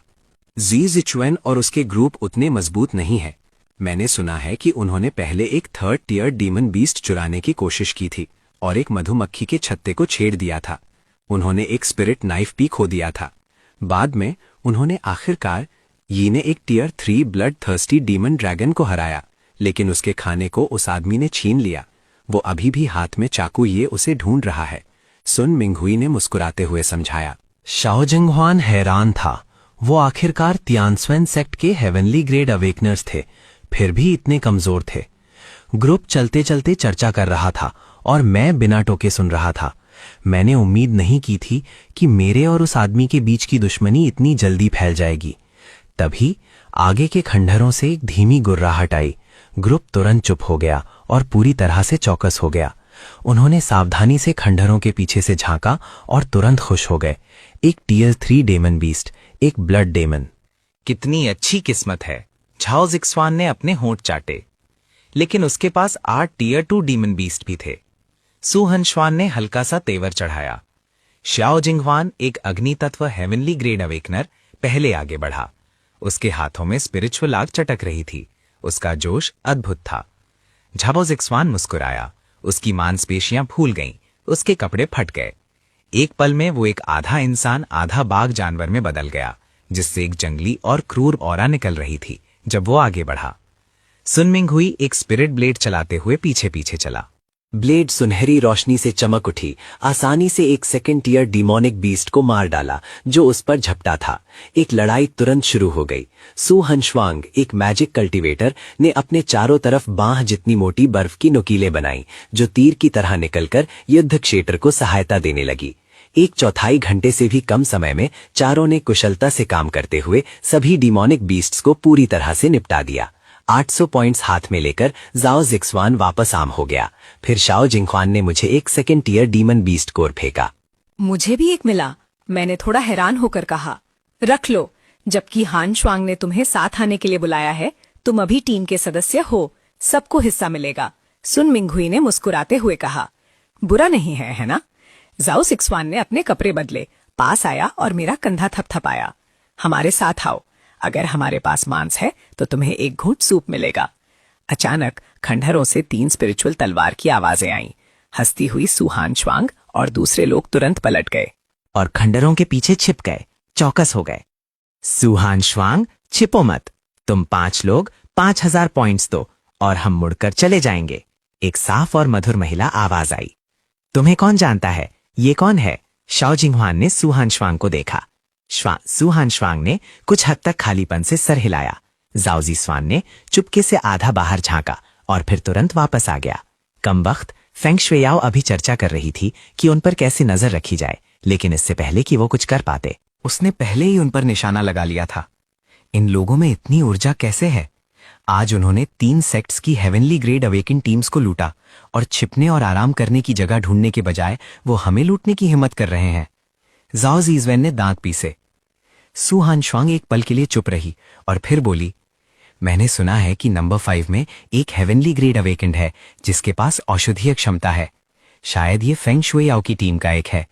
कोई हैरानी नहीं कि वो इतने घमंडी होने की हिम्मत कर रहे हैं। शाओ जिंगहुआन का चेहरा गंभीर हो गया। हमें क्या करना चाहिए? सुन मिंगहुई ने पूछा। बाहर जाओ और बस उन्हें हरा दो। नहीं नहीं, उनके पास औषधियां अवेकंड हैं जो लड़ते हुए इलाज कर सकते हैं, हम उन्हें नहीं हरा सकते। शाओ जिंगहुआन ने सर हिलाया। ये फेंगशुई टीम क्या कॉन्फ़िगरेशन है? मैंने पूछा। 3 second tier heavenly grade awakeners और 2 first tier heavenly grade awakeners, Shao Jinghuan ने जवाब दिया। मैंने सर हिलाया और फिर पूछा, क्या कोई 3rd टीयर हेवनली ग्रेड अवेकनर्स है? नहीं, मैंने जवाब दिया। तुम क्या करना चाहते हो? शाओ जिंगहुआन ने मेरी तरफ देखा। मेरे पास कोई 3rd टीयर हेवनली ग्रेड अवेकनर्स नहीं है, तुम इतने डर क्यों रहे हो? उसने आगे कहा, कल्टीवेशन वर्ल्ड के लोग सभी स्वर्ग, पृथ्वी और मनुष्य से लड़ रहे हैं। जो लड़ने की हिम्मत नहीं करते वो कल्टीवेशन वर्ल्ड में जीवित नहीं रह सकते। इसलिए मैं शाओ जिंगहुआन के लड़ने की हिम्मत न करने की मानसिकता से बिल्कुल सहमत नहीं हूं। तभी कंकड़ और रेत हर तरफ उड़ गए। एक भालू मानव जो लगभग 3 जांग ऊंचा था और भूरे रंग के बाल थे, एक मुक्के से खंडारों को तोड़कर आकाश की तरफ उत्साह से दहाड़ा। क्या तुम सच में मुझे एक कमजोर समझते हो? जाओ जिक्सवन ने गाली दी और तुरंत एक बाघ जैसे जानवर के रूप में बदल गया। भालू मानव और बाघ मानव भयानक लड़ाई में उलझे हुए थे। उनके मुक्के टकरा रहे थे। सुहान श्वांग ने 5000 दिए, 0 पॉइंट्स, और मैं तुम्हें जाने दूंगी, वरना मुझे निर्दयी होने के लिए दोष मत देना। फेंगशुई एक खेल भरी मुस्कान के साथ आगे बढ़ी। मुझे देखकर वो छेड़ने से खुद को रोक नहीं पाई। तुमने ये सुंदर लड़का कहाँ से ढूंढा? वो काफी सुंदर है। छोटे सुंदर लड़के सु हानश्वांग के साथ कोई भविष्य नहीं है। अपनी बहन के साथ आने का क्या ख्याल है? सु हानश्वांग का सुंदर चेहरा लाल हो गया। फेंगशुई वो सिर्फ मेरा साथी है। अगर तुम अफवाह फैलाती रही तो विश्वास करो मैं तुम्हारा मुंह तोड़ दूंगी। फेंगशुई और भी खुशी से हंसी। हा हा हा हा हा हा, ओ, ये तो बहुत अच्छा है, लेकिन क्या तुम मुझे हरा सकती हो? फेंगशुई ने अपना हाथ हिलाया और 8 और हेवनली रैंक अवेकेंड वंस खंडारों से निकले। सु हनश्वांग ने दांत पीसे और गुस्से से फेंगशुई को घूरा। मैं आगे बढ़ा और हल्का सा हंसा। अगर तुम मुझे 20,000 पॉइंट्स देने को तैयार हो तो मैं भी तुम्हारे साथ चल सकता हूं। ये सुनकर सु हनश्वांग और फेंगशुई दोनों हैरान रह गए। वो इतनी अश्लील बात इतनी शांति से कैसे कह सकता है? हा हा हा। हाँ, 20,000? तुम 20,000 चिल्लाने की हिम्मत करते हो? तुम हमें लूट ही लो तो बेहतर है। तभी सु हनश्वांग चिल्लाई, सावधान! एक डिमोनिक बीस्ट हमला कर रहा था। सबके चेहरे का रंग उड़ गया। मैंने हल्का सा तेवर चढ़ाया। गंधा एग्जॉटिक फ्रूट की गंध से लगभग एक जैसी थी। अनगिनत डिमोनिक बीस्ट्स एक बाढ़ की तरह उनकी तरफ लपके। क्या हो रहा था? असेसमेंट पर असर क्यों पड़ रहा था? सब हैरान थे। अचानक मेरी आंखें चमक उठीं। मैंने एक 3rd टीयर डिमोनिक बीस्ट को देखा जिसके मुंह में एक एग्जॉटिक फ्रूट था। देखो मत, भागो! सु हानश्वांग का सुंदर चेहरा घबराहट से भरा था। अगले ही पल, क्योंकि वो जिस दिशा में भाग रहे थे, डिमोनिक बीस्ट्स को भी एक गंध आई और उन्हें घेर लिया। अब वो डिमोनिक बीस्ट से घिरे हुए थे। चुक्वांग, तुम 3 लोगों को लिन्युवे की रक्षा करने के लिए ले जाओ। लिन्युवे उनकी टीम की हीलर अवेकनर है। बाकी सब हमला करो। फेंगशुई ने एक निर्णायक फैसला लिया। चिनमोचन, तुम क्या कर रहे हो? मुझसे ज्यादा दूर मत भटको, सु हानश्वांग चिल्लाई। मैंने सर हिलाया। मामूली डिमोनिक बीस्ट्स चिंता का विषय नहीं है। फिर बिना पीछे देखे मैं अंदर घुस गया। वो ऐसा कैसे हो सकता है? वो झाओ जिक्सवान से भी ज्यादा आवेशी है। सु हानश्वांग ने गुस्से में अपना पैर पटका। तभी मैं डिमोनिक बीस्ट के झुंड में घुस गया, अपनी स्पिरिट ब्लेड चलाते हुए। स्पिरिचुअल एनर्जी ने एक ब्लेड लाइट का भूत बनाया, आगे बढ़ रहे डिमोनिक बीस्ट्स को काटकर उन सबको मार डाला। मैं लड़ते हुए उन 5 3rd टीयर डिमोनिक बीस्ट तक पहुंचा जो अभी भी एग्जॉटिक फ्रूट के लिए लड़ रहे थे। साथ ही मैंने इल्यूजनरी स्पिरिट ब्लेड टेक्निक का इस्तेमाल किया। तुरंत अनगिनत ब्लेड लाइट्स निकाली जो उन 5 डिमोनिक बीस्ट पर बरस पड़ी जो एग्जॉटिक फ्रूट के लिए लड़ रहे थे। पहले 3 टीयर डिमोनिक बीस्ट के रोंगटे खड़े हो गए और वो तुरंत मुझसे बच गया। 7 स्टार स्टेप का इस्तेमाल करते हुए वो ब्लड थर्स्टी डिमन हाउंड के सामने प्रकट हुआ जो एग्जॉटिक फ्रूट लिए हुए था, जैसे टेलीपोर्टेशन से। मुझे अचानक अपने सामने देखकर ब्लड थर्स्टी डिमन हाउंड ने अपना खून लाल मुंह खोला और मुझे काटने के लिए झपटा, फल गिरा दिया। मैंने बस अपना पैर उठाया और ब्लड थर्स्टी डिमन हाउंड को डिमोनिक बीस्ट के झुंड में लात मार दी। मैंने फल उठाया जो दांत के निशान और मिट्टी से सना हुआ था, लेकिन मुझे कोई फर्क नहीं पड़ा। मैंने फल को अस्थायी रूप से सील करने के लिए एक स्पेल किया जिससे उसकी स्पिरिचुअल एनर्जी नष्ट ना हो। फल के कारण हिंसा पर उतारू हो चुके डेमोनिक बीस्ट्स ने अचानक महसूस किया कि गंध कुछ हद तक गायब हो गई है। अपेक्षाकृत समझदार डेमोनिक बीस्ट्स मुड़े और भाग गए। सूहन श्वांग ने गड़बड़ी में से ढूंढा और मुझे उसकी तरफ अनहाम चलते हुए देखा, आराम से घूमते हुए। वो तुरंत हैरान रह गई। चिन मोचन, तुम ठीक तो हो? जाओजी स्वन ने मेरी तरफ देखा। छोटे सुंदर लड़के, बुरा नहीं। तुम ऐसे अंदर बाहर हुए जैसे कुछ हुआ ही ना हो। फेंगशुओ लाओ ने एक भावें उठाई। तुम्हारे पास कौन सी प्रतिभा है? ये प्रभावशाली है। मैंने शांति से कहा, इमॉर्टैलिटी कल्टिवेट करना। फेंगशुओ याओ ने तेवर चाहे, ये कौन सी प्रतिभा है? क्या तुमने इसके बारे में सुना नहीं है? उसके पीछे के अवेकेंड वन सबने सर हिला दिया। कभी नहीं सुना। सूहन श्वांग ने घृणा से कहा, लंबे बाल, छोटी अकल। क्वेमो उसके ब्लड लाइन के अवेकन होने से पहले था। कल्टीवेटर फेंगशुओ की आंखें बड़ी हो गईं जब वो मुझे घूर रही थी। क्या मजाक है? क्या कल्टीवेटर्स को ध्यान लगाना और अपनी सेहत का ख्याल नहीं रखना चाहिए? अगर कोई इतना शक्तिशाली होता तो वो अपना ब्लड लाइन क्यों अवेकन करता? मुझे और समझाने में कोई दिलचस्पी नहीं थी। मैं सुहान श्वांग के पास से गुजरते हुए रुक गया। कहो, मैंने थोड़ा दोषी और हिचकिचाते हुए कहा। असल में मैं आपसे मिलना चाहती हूँ मास्टर। मेरे दादा एक छिपी हुई चोट से पीड़ित हैं, जिसे स्पिरिचुअल हीलर्स भी दशकों से ठीक नहीं कर पाए हैं। उन्होंने एक बार कहा था कि अगर कोई उच्च स्तरीय कल्टीवेटर हो तो शायद वो उन्हें ठीक कर सकता है। मैं मुस्कुराया। मास्टर के हस्तक्षेप की कोई जरूरत नहीं है। मैं असेसमेंट खत्म होने पर उनसे मिल सकता हूं। सूहान श्वांग के सुंदर चेहरे पर घृणा दिखी। तुम इतने जवान हो, फिर भी तुम इलाज कर सकते हो। अगर तुम इसे ठीक नहीं कर सकते तो तुम्हारे मास्टर के एकांत से बाहर आने में देर नहीं हुई है। सूहान श्वांग मुस्कुराई। ये पक्का रहा। मैं असेसमेंट के बाद तुमसे मिलने आऊंगा। मैंने सर हिलाया और सबकी नजरों के नीचे धीरे धीरे चला गया। तभी 3 लोग चलकर आए। ये जोजी स्वेन और सॉन्ग जिंग युन थे। उन्हें इतना मेहनत करते देखकर मुझे उन स्पिरिट एंट्स की याद आ गई जो मेहनत से अपने घोंसलों में खाना ले जाते हैं। जोजी स्वेन मुस्कुराया। फिर तुमने सब साफ कर दिया। काओ जुन रैन मुस्कुराया लेकिन हंसा नहीं। कमजोर को ऐसा ही होना चाहिए। अचानक जोजी स्वेन की आंखें सिकुड़ गईं। ये वही है, सॉन्ग जिंग युन और काओ जुन युन। आंखें भी मुझे देखकर ठंडी हो गईं।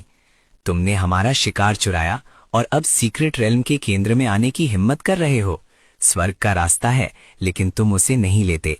तुम अपनी मौत के लिए आने पर अड़े हो। जोज स्वान ने ताना मारा और हाथ उठाकर आग की एक लपेट छोड़ी, जिसने मेरे सामने स्पिरिट अर्ब्स के एक हिस्से को जला दिया। सूहन श्वांग और फेंगशुओ याओ सब ने हाथ उठाए। चेहरे का रंग बदलते देख जोज स्वान का चेहरा बदल गया। ट्यान स्वन सेक्ट के लोगों, तुम्हें इधर उधर नहीं घूमना चाहिए। अगर तुमने एक और कदम आगे बढ़ाया तो तुम्हारी सुरक्षा की कोई गारंटी नहीं दे सकता। जोजिक्सवन ने ठंडे स्वर ने मेरी तरफ देखा, फिर फेंगशुओ याओ और दूसरों को एक झूठी मुस्कान के साथ देखा। तुम्हारी मेहनत के लिए धन्यवाद। तुमने मेरे लिए जो मॉन्स्टर मटेरियल्स इकट्ठा किए हैं वो यहाँ रह सकते हैं। अब तुम्हारे पास जाने के लिए एक 1/4 घंटा है। उसके शब्द घमंडी और बेलगाम थे। लगभग दोपहर हो चुकी थी और वो जल्द ही पॉइंट्स रिकॉर्ड करने वाले थे। वो कोई झगड़ा नहीं चाहते थे। शायो जिंगहुआन ने मन ही मन सोचा, ये बुरा किस्मत है। श्वनजी ने मुड़कर जाना चाहा। जू सिजवान ने हाथ हिलाया और आग की एक लकीर उड़कर शायो जिंगहुआन के पैरों पर गिरी। लोग जा सकते हैं, लेकिन चीजें यहीं रहनी चाहिए। शायो जिंगहुआन का चेहरा बदल गया और उसने ठंडे स्वर में चिल्लाया, जू सिजवान, ज्यादा आगे मत बढ़ो। जू सिजवान हल्का सा मुस्कुराया। ऐसा है क्या? एक पल में शायो जिंगहुआन ने पहला वार किया। उसने अपनी बाहें हिलाईं और उसके चारों तरफ स्पिरिचुअल आग एक पागल आग बुझाने वाले की तरह घूमने लगी। एक माहिर के सामने अपनी कला दिखा रहे हो। जू जिक्सवन एक ताने के साथ उसकी बाहों से स्पिरिचुअल आग निकली। उसने ताली बजाई और उग्र आग रॉकेट्स की एक बारिश में बदल गई जो बाहर की तरफ निकल गई। शाओ जिंगहुआन की घूमती हुई स्पिरिचुअल आग जू जिक्सवन के रॉकेट से तुरंत टूट गई। उस पर कई तीर लगे और वो मुंह से एक स्पिरिचुअल खून उगलते हुए पीछे की तरफ जमीन पर जा गिरा। जू जिक्सवन एक आधे मनुष्य आधे बाघ में बदल गया। जाओ 2 या 3 जांग ऊंचा खड़ा था, लेकिन काउजन रन से छोटा लग रहा था, जो एक भालू मानव में बदल गया था।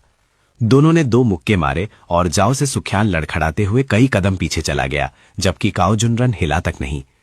सुनमिंग हुई की स्पिरिचुअल ब्लेड सुनहरी रोशनी से चमक उठी जब वो सॉन्ग जिनजुन की तरफ बढ़ी। सॉन्ग जिनजुन तक पहुंचने से पहले ही उसकी स्पिरिचुअल ब्लेड जमीन पर गिर गई। सॉन्ग जिनजुन ने उसे लात मारी। क्या आर्म सेक्स के हेवनली रैंक अवेकेंड वंस इतने कमजोर होते हैं? जो जिक्श्वान की बाहों में स्पिरिचुअल आग चमक रही थी जब वो शाओ जिंगवान और दूसरों को देख रहा था जो जमीन पर गिरे हुए थे। उसने हल्का सा सर हिलाया। ये सुनकर हारे लोगों के चेहरे गंभीर हो गए। ठीक है, मैं अपनी हार मानता हूँ, सबने कहा, एक एक करके अपने स्टोरेज बैग से मॉन्स्टर मटेरियल्स फेंकते हुए। तब तुम ठीक हो, सॉन्ग जिंगयुन ने लिन यूवेई को रोका जो स्टोरेज बैग्स ले रही थी। उसने दया से मुस्कुराया। मुझे विश्वास है कि सेक्ट के शुरू होने के बाद एक बड़ी प्रतियोगिता होगी। मैं तब तुम्हारे साथ सहयोग करने की उम्मीद करता हूँ, लिन यूए ने अनिश्चित रूप से कहा। ये लोग ज्यादा शक्तिशाली नहीं हैं, लेकिन वो मॉन्स्टर मटेरियल्स इकट्ठा करने में अच्छे हैं। सॉन्ग जिनयून भी मुस्कुराया। उसने बेपरवाह स्पिरिचुअल एनर्जी वाले पुजारी को देखा और कहा, तुम अब जा सकते हो। दोपहर तक अभी आधा घंटा बाकी है। अगर तुम्हारी किस्मत अच्छी है तो तुम्हें 800 पॉइंट्स मिल जाने चाहिए। सब खत्म हो गया, मैंने कहा, उठकर अपनी धूल झड़ते हुए। अब मेरी जाने की बारी है। रुको, जू जिक्सन की ठंडी आवाज गूंजी। सब रुक गए। मैंने तुम्हें जाने के लिए नहीं कहा। जू जिक्सन ने मेरी तरफ इशारा किया। किसने कहा कि मैं जा रहा हूं? किनमोचन, जिद्दी मत बनो, उन्हें मॉन्स्टर मटेरियल्स दे दो, सू हानश्वांग ने चिंता से कहा, अपनी आवाज धीमी करते हुए उसे याद दिलाया। मैंने सर हिलाया, सीधा घमंडी जू जिक्सन को देखते हुए, और बेपरवाही से कहा, मैंने पिछली बार इसे जाने देने के लिए कहा था, लेकिन अब दोबारा ऐसा नहीं होने दूंगा। ऐसा लगता है कि तुम सबने मेरी बातों को दिल से लगा लिया है। मेरा ऊपर से नीचे देखने वाला लहजा एक बुजुर्ग की तरह लग रहा था जो एक जूनियर को लेक्चर दे रहा था।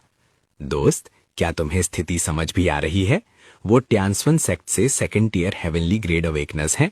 ये एक चमत्कार है कि वो तुम्हें परेशान नहीं कर रहे हैं और तुम अब भी उन्हें उकसाने की हिम्मत कर रहे हो। फेंग शुएआओ के पीछे जख्मी परीक्षार्थी ने मुझे गुस्से से देखा और अनजाने में मुझसे दूर हो गया। जऊ जिक्सन और दूसरे दो मेरी बातें सुनकर उनके चेहरे गंभीर हो गए। यहां तक कि सॉन्ग जिंगयून, जो सहनशील था, की आंखों में इस तरह डांटने के बाद एक ठंडी चमक आ गई। मैंने पहले एक बार अपनी शक्ति बचाने और पॉइंट्स हासिल करने के लिए तुम्हें छोड़ दिया था। अब मेरे पास पर्याप्त पॉइंट्स हैं। क्या तुम्हें लगता है कि तुम अब भी मुझसे बच सकते हो? जो जिक्सन का चेहरा एक भयानक ताने में बदल गया। उसका हाथ तेजी से हिला जैसे कि वो किसी भी पल फट पड़ेगा। जैसे ही उसने ये कहा, सू हानश्वांग और दूसरों ने अपनी सांस रोक ली और बड़ी बड़ी आंखों से मेरी तरफ देखने लगे। उन्होंने पहले चर्चा की थी कि कौन सा शक्तिशाली व्यक्ति चो जिक्सवान की आग की लपेट को तोड़ सकता है, लेकिन उन्होंने कभी नहीं सोचा था कि वो व्यक्ति मैं हूंगा। मैंने धीरे से कहा, तुम कोशिश कर सकते हो। मैं रुका और सॉन्ग जिंगयुन और चाओ जुनरुन को देखा। तुम लोग भी आओ, समय बर्बाद मत करो। सॉन्ग जिंगयुन इस पर हंस पड़ा। बहुत समय हो गया है किसी ने हमारे टियनश्वान सेक्ट के बैलेंस अवेकनर को इस तरह नीचा दिखाने की हिम्मत नहीं की। चाओ जुनरुन एक बीस्ट टाइप अवेकनर है। अगले ही पल उसने अपनी मत्थी उठाई और मेरे सर पर मारी। सावधानी से बचो। सू हसवांग चौंक गई और ठंडे पसीने से भीग गई।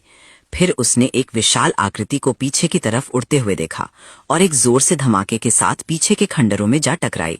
जू जिक्सवान शांत नहीं था। उसकी स्पिरिचुअल आग बढ़ गई। उसने ताली बजाई और स्पिरिचुअल आग बढ़ गई, रॉकेट्स में बदलकर मेरी तरफ बढ़ी।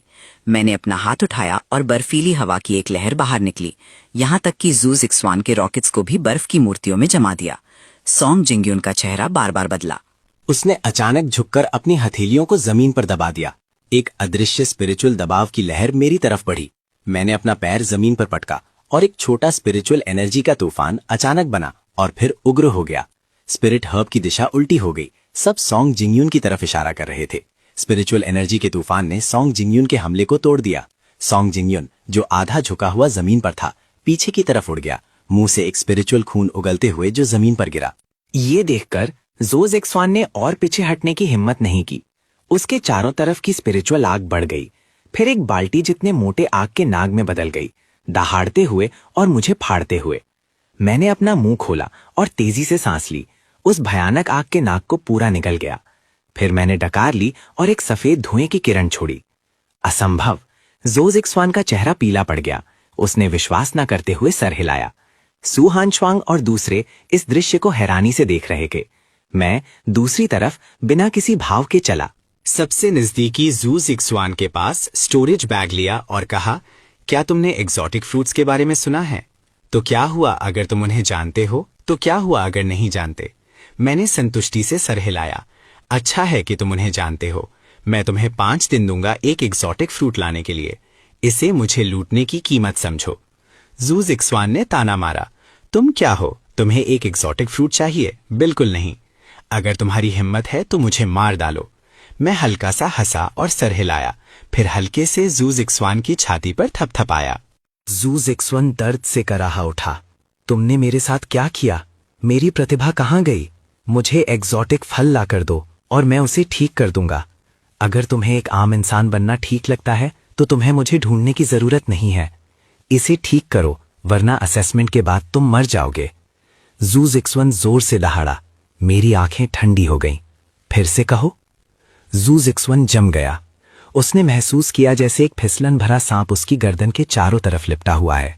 उसका मुंह खुला हुआ है और उसकी जीभ लपलपा रही है, किसी भी पल उसे काटने के लिए तैयार। याद रखना, 5 दिनों के अंदर। मैं उठा और सॉन्ग जिंगयुन की तरफ चल पड़ा। क्या तुमने सुना जो मैंने जोजिचवेन से कहा?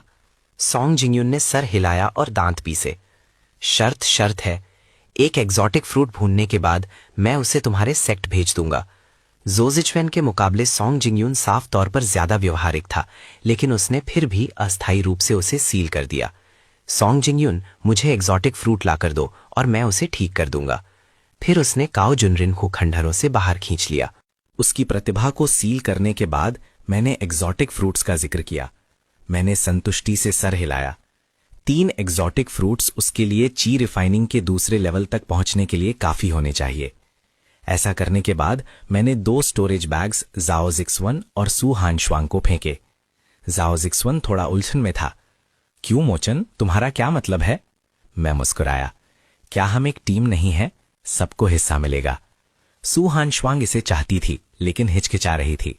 क्या ये बहुत कीमती है?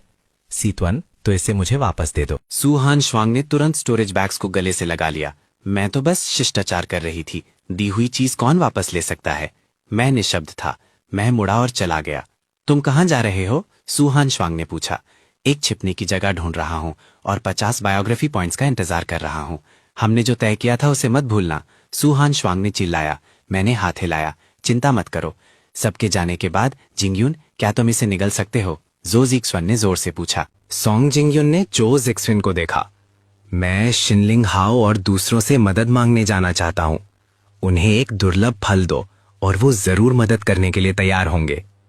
जो जिक्सवान की आंखों में एक ठंडी चमक चमकी। सॉन्ग जिंगयुन ने सर हिलाया। भूल जाओ, चिन मोचिन ने हमारे शरीर के साथ छेड़छाड़ की है। मैं उसके ठीक करने से पहले और कोई झगड़ा नहीं करना चाहता। जो जिक्सवान ने फिर काओ जुनरन को देखा। तुम्हारा क्या ख्याल है? काओ जुनरन ने कहा, मैं उससे नहीं हरा सकता। वो मान गया है। वो सब कायर हैं, जू जिक्सवान ने गाली दी। अगर तुम लोग नहीं जाओगे तो मैं ये अपमान नहीं सह सकता था। जाने के बाद मैंने एक अपेक्षाकृत अखंड खंडहर ढूंढा और अपनी स्पिरिचुअल पावर से एक स्पिरिट गैदरिंग अरे बनाया। मैंने अधूरे स्पिरिट स्टोन को अरे में रखा और हल्के सफेद स्पिरिचुअल एनर्जी के धुएं बाहर निकले। साथ ही मैंने उसे रिफाइन करने के लिए 1 थॉट रीइंकार्नेशन टेक्निक का इस्तेमाल किया। मैं ची रिफाइनिंग के पहले लेवल के मध्य चरण में था और फिर स्पिरिट स्टोन्स को कंडेंस करने के लिए प्रोफाउंड आइस टेक्निक का इस्तेमाल किया। अचानक मैंने अपनी आंखें चौड़ी कर लीं। मेरी आंखों में एक तेज रोशनी चमकी। फिर मैं मुस्कुराया और अपने बुरे जूतों के नीचे से एक छोटा सा मेटल बॉल निकाला जो एक अंगूठे के आकार का था। थोड़ी सी ताकत से स्पिरिचुअल रोशनी बाहर निकल गई। Spiritual energy tracker. मुझे उम्मीद है कि तुम और लोगों को ला सकते हो। मुझे ज्यादा निराश मत करना। जितने ज्यादा लोग तुम लाओगे उतना अच्छा है। जितने ज्यादा एग्जॉटिक फ्रूट्स मैं हासिल कर सकता हूं उतना अच्छा है। मैंने जमीन में गढ़े स्पिरिट नाइफ पर एक नजर डाली और हल्का सा सर हिलाया। मुझे अभी भी स्पिरिट नाइफ्स की आदत नहीं है। अगर मुझे उपयुक्त सामग्री मिल जाए तो एक स्पिरिट स्वॉर्ड बनाना सबसे अच्छा होगा। इस समय जो जिजुअन दांत पीस रहा था। एक नौजवान को खंडहरों से होकर ले जा रहा था। ये आदमी शैन लिंगहाओ था। जो जिजुअन ने उसे चिन मोचन से निपटने के लिए एक दुर्लभ फल दिया था। यहां जो जिजुअन रुका। ट्रैकर शायद उसने ढूंढ लिया हो। ये अभी अभी नष्ट हुआ है। लेकिन उसने जरूर उम्मीद नहीं की होगी कि हम आएंगे। मैं खंडहरों में पैर मोड़कर बैठा था। मेरी उंगलियों ने हल्के से छोटे मेटल ट्रैकर को सहलाया। उसकी बारीकी कारीगरी में अभी भी स्पिरिचुअल एनर्जी की उतार चढ़ाव का हल्का सा निशान था। ऐसा लगता था कि जू जिक्सवान के पास कोई मार्गदर्शक था, लेकिन यह ठीक था। जितना ज्यादा वो आएंगे उतना ही मेरे सौदे के पत्ते मजबूत होंगे। मैंने अपनी आंखें बंद की, ध्यान केंद्रित किया और वन थॉट रीइंकार्नेशन टेक्निक को चलाना जारी रखा। खंडहरों के बाहर हवा तेज हो गई और डेमोनिक बीस्ट्स की दहाड़ और टक्कर की तेज आवाजें दूर तक गूंज रही थीं। जैसे जैसे दोपहर नजदीक आ रही थी, सीक्रेट रेल्म का केंद्र और भी ज्यादा अव्यवस्थित होता जा रहा था। हर कोई आखिरी दौड़ लगा रहा था। आखिरी आधे घंटे में जितने ज्यादा हो सके पॉइंट्स हासिल करने की कोशिश कर रहा था। अचानक मैंने 3 औरास को तेजी से नजदीक आते हुए महसूस किया। एक जू जिक्सवान का था, दूसरे 2, एक मजबूत और एक कमजोर। मजबूत वाला जू जिक्सवान से कहीं ज्यादा गहरा और रखता था, कम से कम एक 4th tier heavenly grade awakener. मैंने धीरे से अपनी आंखें खोली। मेरे होंठों पर हल्की सी मुस्कान थी। 3 लोग खंडारों के पीछे से निकले। नेता लंबा और पतला था, जिसका चेहरा ठंडा और कठोर था। उसने एक गहरा रोब पहना था जिस पर चांदी के बादल के पैटर्न बने हुए थे। वो हाथ पीछे करके खड़ा था। उसकी निगाहें मुझ पर ऐसे पड़ रही थीं जैसे मैं एक ओवर कॉन्फिडेंट चींटी हूं। जोंग जिक्सुअन उसके पास खड़ा था। उसका चेहरा बदले की खुशी से भरा हुआ था। ये घमंडी आदमी। शेनलिंग हाओ ने मुझे कुछ देर देखा, फिर हल्का सा तेवर चढ़ाया। क्या तुम्हें यकीन है कि ये वही था जिसने अभी तक अपना ब्लड लाइन भी अवेकन नहीं किया है, जिसने तुम तीनों को इस तरह से पीटा? जू जिक्सवान का चेहरा लाल हो गया जब उसने दांत पीसे। उसके तरीके अजीब हैं। उसने मेरी आंख की क्षमता को पूरा निगल लिया। शेनलिंग हाओ की आंखों में हल्की सी रुचि चमकी। दिलचस्प। उसने 2 कदम आगे बढ़ाए। उसकी उंगलियां कमर पर बंधी स्पिरिट सोर्ड को हल्के से थपथपा रही थी। मैं तुम्हें एक मौका दूंगा। जू जिक्सवान और दूसरों को उनके बंधनों से मुक्त करो, फिर घुटनों के बल बैठकर अपनी गलती मानो। मैं तुम्हें इस सीक्रेट रेल्म से सही सलामत जाने दे सकता हूं। उस पर नजर डालते हुए उसकी निगाहें शांत। तुम टियानस्वेन सेक्ट के शेनलिंग हाओ हो। उसने गर्व से सर हिलाया। शेनलिंग हाओ टियानस्वेन सेक्ट का एक कोर डिसाइपल, एक 4th tier heavenly grade awakener. तुमने मेरे बारे में सुना होगा। मैंने सर हिलाया। मैंने नहीं सुना था। शेनलिंग हाओ का चेहरा सख्त हो गया। उसकी आंखों में एक ठंडी चमक चमकी। लगता है तुम तर्क नहीं सुनोगे, इसलिए तुम्हें परिणाम भुगतने होंगे। उसने अपनी कलाई झटकी, अपनी स्पिरिट सोर्ड निकाल ली। ब्लेड एक भूतिया नीली रोशनी से चमक उठी और हवा का तापमान गिर गया। एक आइस टाइप अवेकनर। मैंने हल्का सा सर हिलाया। मैं सच में सू हान श्वांग के जैसा ही हूं, लेकिन इस ऑरा की गहराई सू हान श्वांग से कहीं ज्यादा है। मैं तुम्हें आखिरी मौका दूंगा। शेनलिंग हाओ ने अपनी स्पिरिट सोर्ड को अपने सामने रखा। उसके ब्लेड पर बर्फ की एक पतली परत जम गई। मैंने धीरे से उठा, अपने कपड़ों से धूल झाड़ते हुए। जरूरत नहीं, जबकि तुम यहां हो तो नियमों का पालन करो। एक फल के लिए एक सेवा। मैं जो जिक्सवान और दूसरों को उनकी पाबंदियों से मुक्त कर दूंगा। शेनलिंग हाओ ने ताना मारा। तुम्हें क्या लगता है कि तुम मुझसे सौदा कर सकते हो? उसने अपनी कलाई झटकी। उसकी स्पिरिट ब्लेड ने एक आर्क बनाया। 3 ब्लेड्स हवा को चीरती हुई निकली, एक तेज हंसी निकलते हुए। मैंने अपना हाथ उठाया। मेरी स्पिरिचुअल पावर बढ़ गई, एक अदृश्य बाधा में बदल गई। ब्लेड्स उससे टकराई, एक साफ आवाज के साथ, जब वो बर्फ के टुकड़ों की बारिश में बदल गईं। शेनलिंग हाओ के प्यूपल्स हल्के से सिकुड़ गए। उसे कुछ अंदाजा हो गया था। उसका शरीर धुंधला हो गया, एक धुंध बन गया। स्पिरिट ब्लेड एक हड्डी छिलने वाली ठंड के साथ सीधा मेरे गले की तरफ निशाना लगाया। उसकी गति बेहद तेज थी और उसकी शक्ति जो जिक्सवान और उसके जैसे लोगों से कहीं ज्यादा थी। मैं एक तरफ हट गया, साथ ही अपनी उंगली झटकी। स्पिरिट पावर का एक झोंका ठीक ब्लेड पर लगा। एक झंझनाहट के साथ स्पिरिट ब्लेड कांप गई। शेनलिंग हाओ का हाथ हल्का सा सुन्न हो गया। उसका चेहरा बदल गया और उसने तेजी से पीछे हटकर दूरी बना ली। ये किस तरह की क्षमता है? उसने तेवर चढ़ाकर पूछा। एल्टिवेशन, मैंने शांति से जवाब दिया। कल्टिवेशन। शेनलिंग हाओ ने हंसी उड़ाई। एक वंश जो कब का मिट चुका है, मेरे सामने दिखावा करने की हिम्मत करता है। उसने एक गहरी सांस ली, अपनी बाहें फैलाईं और आसपास की हवा का तापमान गिर गया। जमीन पर एक सफेद पाले की परत बन गई। 1000 मील जमाना। उसने दहाड़ा, अपनी सिकल को जमीन में गाड़ दिया। बर्फीली ऊर्जा का एक झोंका मेरी तरफ बढ़ा। अपने रास्ते में आने वाली हर चीज को बर्फ की मूर्तियों में जमा दिया। मैंने हल्का सा एक भौहें उठाई। इस चाल में कुछ शक्ति थी, लेकिन बस इतना ही। मैंने हाथ से मुद्रा बनाई, मेरी स्पिरिचुअल एनर्जी बढ़ गई और मेरी उंगलियों से एक सुनहरी रोशनी निकल पड़ी। ब्रेक दी आइस डीमन, मैंने धीरे से चिल्लाया। सुनहरी रोशनी बर्फीली ऊर्जा की लहर से टकराई। कोई हिंसक धमाका नहीं हुआ, कोई धरती हिला देने वाली आवाज नहीं आई।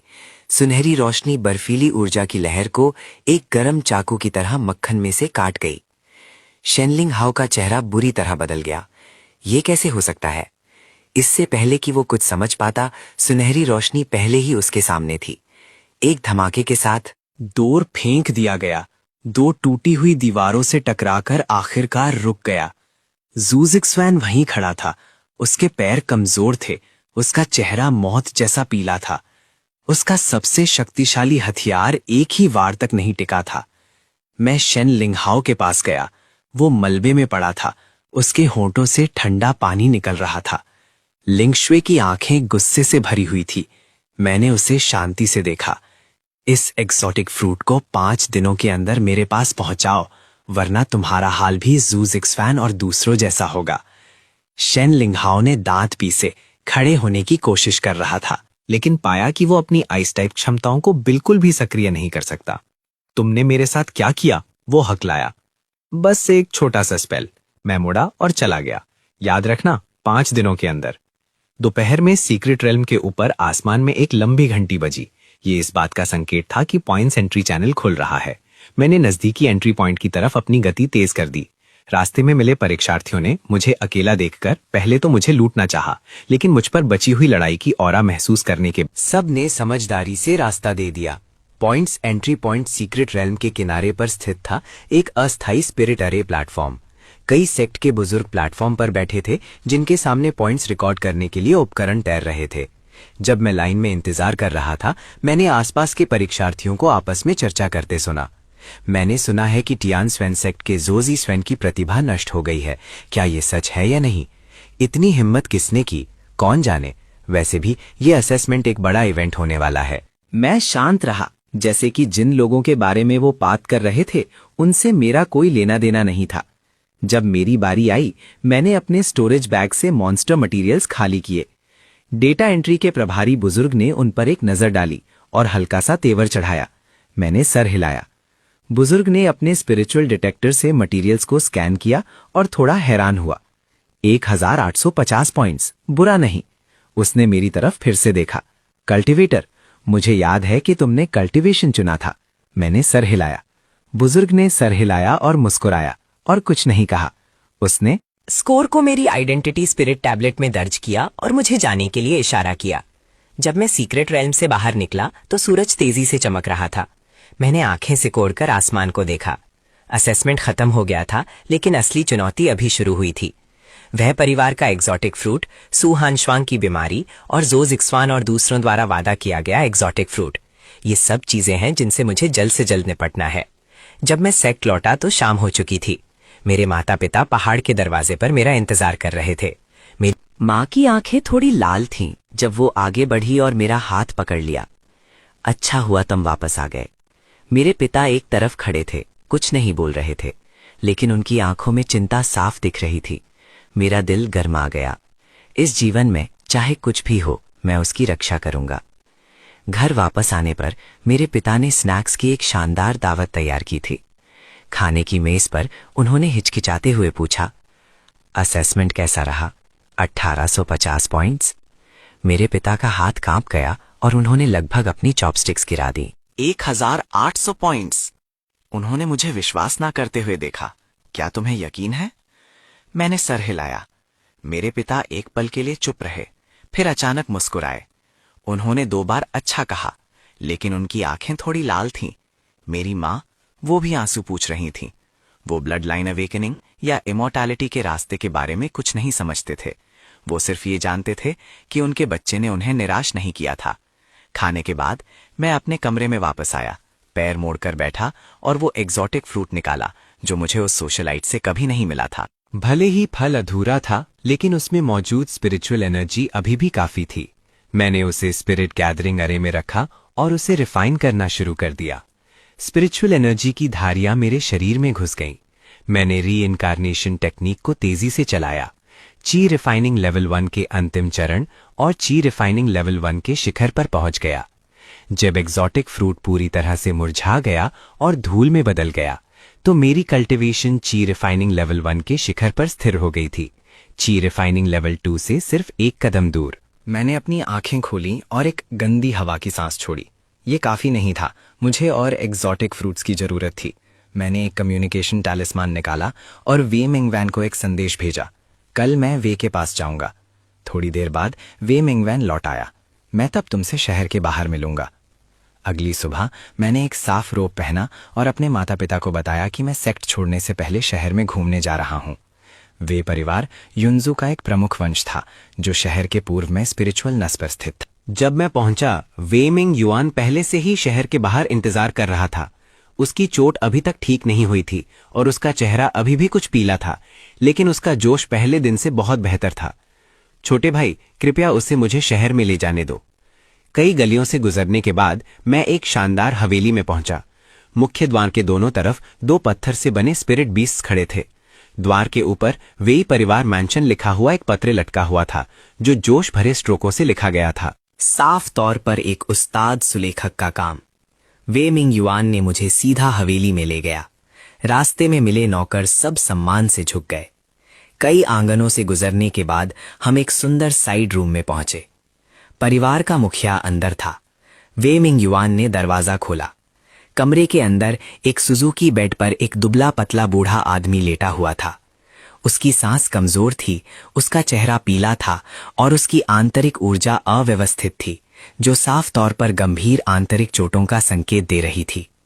मैं उसकी नब्ज जांचने के लिए पास गया। अपनी स्पिरिचुअल एनर्जी से उसके शरीर को टटोल रहा था। एक पल के ध्यान से महसूस करने के बाद मैंने अपना हाथ हटा लिया। कैसा है? वे मिंगयोन ने चिंता से पूछा। क्या इसका इलाज हो सकता है? मैंने सर हिलाया, लेकिन कुछ स्पिरिचुअल मेडिसिन की जरूरत पड़ेगी। वे मिंगयोन खुश हो गया। तुम्हें क्या चाहिए, बस मुझे बताओ, मैंने एक सूची बनाते हुए कहा। वे मिंगयोन ने बिना हिचकिचाए उसे देखा और तुरंत अपने नौकर को आधे घंटे से भी कम समय में जरूरी स्पिरिचुअल मेडिसिन तैयार करने का आदेश दिया। मैंने सबको भेज दिया। अंदर के कमरे में सिर्फ मैं और बूढ़ा आदमी रह गए। एक साउंड प्रूफ स्पिरिचुअल अरे लगाने के बाद मैंने अपना जाप शुरू किया। बूढ़े आदमी की चोट सतह पर दिखने से ज्यादा गंभीर थी। कई मेरिडियंस टूटे हुए थे और आंतरिक अंगों में असामान्यता थी। अगर कोई आम स्पिरिचुअल डॉक्टर उसका इलाज करता तो वो सिर्फ 3 से 5 महीने तक ही उसका जीवन बढ़ा सकता था, लेकिन मैं अलग था। मैंने अपनी स्पिरिचुअल एनर्जी को एक मार्गदर्शक के रूप में इस्तेमाल करके उसके टूटे हुए मेरिडियंस को इंच दर इंच ठीक किया और फिर प्रोफाउंड आइस टेक्निक का इस्तेमाल करके उसके शरीर के अंदर भड़के हुए स्पिरिचुअल खून को सील कर दिया। पूरी प्रक्रिया 3 घंटे तक चली। जब मैंने अपना हाथ हटाया, बूढ़े आदमी ने एक लंबी सांस छोड़ी। उसके चेहरे का रंग फिर से गुलाबी हो गया था और उसकी सांस आसान हो गई थी। मैंने दरवाजा खोला और बाहर निकल गया। वे मिंगनान तुरंत मेरा स्वागत करने आया। पैट्रियार्क कैसा है? वो अब बहुत बेहतर है। मैं एक और नुस्खा लिख दूंगा, इसे दिन में 1 बार लें और वो आधे महीने में बिस्तर से उठ सकेंगे। वे मिंग युआन ने नुस्खा लिया। उसकी आंखें भावुकता से लाल हो गईं। छोटे भाई, मैं बहुत आभारी हूं। मैं तुम्हारा शुक्रिया नहीं अदा करूंगा। अगर तुम्हें कभी वे परिवार से कुछ भी चाहिए हो तो बस कह देना। मैंने बिना किसी औपचारिकता के सिर हिलाया। मुझे जो एग्जॉटिक फ्रूट चाहिए, वे मिंग युआन ने कहा। उसने तुरंत किसी को एक नफीस सुजुकी बॉक्स लाने का आदेश दिया। बॉक्स के अंदर एक मोटा एग्जॉटिक फ्रूट पड़ा था। उसकी स्पिरिचुअल एनर्जी पिछले अधूरे वाले से कहीं ज्यादा थी। ये एग्जॉटिक फ्रूट हमने सीक्रेट रेल्म की गहराइयों से हासिल किया था। वे मिंग युएन ने कहा, अगर तुम्हारी मदद ना होती पेट्रियार्क, तो हम इस एग्जॉटिक फ्रूट की रक्षा नहीं कर पाते। मैंने बॉक्स लिया और उसका धन्यवाद किया। वे मिंग युएन ने फिर कहा, एक बात है जो मुझे तुम्हें याद दिलानी है। चंद परिवार भी इस अजीब फल की तलाश में है। अगर उन्हें पता चला कि ये तुम्हारे हाथों में है तो वो शायद इसे आसानी से नहीं छोड़ेंगे। मैंने हल्का सा मुस्कुराया और कहा, कोई बात नहीं, अगर वो आते हैं तो ठीक है। वे मिंग युएन हिचकिचाया। फिर आखिर में सिर्फ आ भरी, सावधान रहना। वे निवास छोड़ने के बाद मैं अपने सेक्ट नहीं लौटा, बल्कि शहर में स्पिरिचुअल एनर्जी की दुकान पर गया। मुझे एक स्पिरिचुअल तलवार की जरूरत थी। आम स्पिरिचुअल तलवारें मेरे लिए ज्यादा उपयोगी नहीं थी। मुझे एक ऐसी तलवार चाहिए थी जो स्पिरिचुअल एनर्जी को सह सके और काफी मजबूत हो। शहर की सबसे बड़ी स्पिरिचुअल एनर्जी की दुकान का नाम जूफंग पेविलियन था। दुकान चमकदार स्पिरिचुअल एनर्जी से भरी हुई थी, सबसे निचले दर्जे के आम लोहे से लेकर स्पिरिचुअल एनर्जी वाले जादुई उपकरण तक। दुकान का मालिक एक गोल चेहरे वाला अधेड़ उम्र का आदमी था, जो ग्राहकों का मुस्कुराकर स्वागत करता था। आपको कौन से हिस्से चाहिए सर? मैंने सीधा पूछा। दुकान का मालिक मुझे हिस्सों के विभाग में ले गया, जहां दर्जनों हिस्से प्रदर्शित थे, अलग अलग गुणवत्ता के। मैंने उन पर एक नजर डाली और हल्का सा सर हिलाया। बहुत बुरा। दुकान का मालिक चौंक गया। आपको किस गुणवत्ता की चीज चाहिए सर? सबसे अच्छी।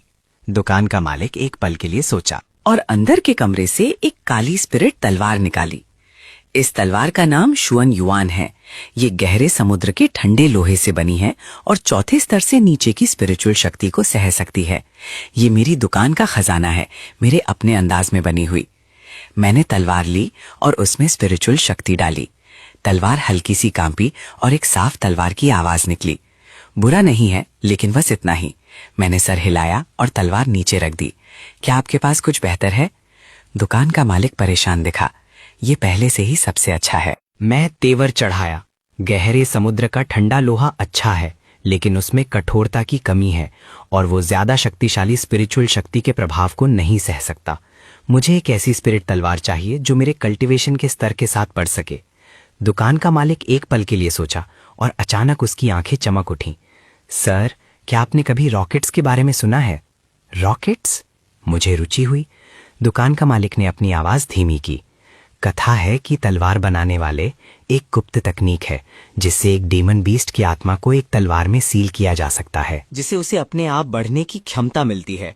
ऐसी तलवार अपने मालिक के कल्टीवेशन के बढ़ने के साथ और भी शक्तिशाली हो जाएगी और शायद अपनी खुद की बुद्धि भी जागृत कर ले। मेरी आंखें चमक उठीं। ऐसी जीवित तलवार कहाँ मिल सकती है? दुकान का मालिक ने सर हिलाया।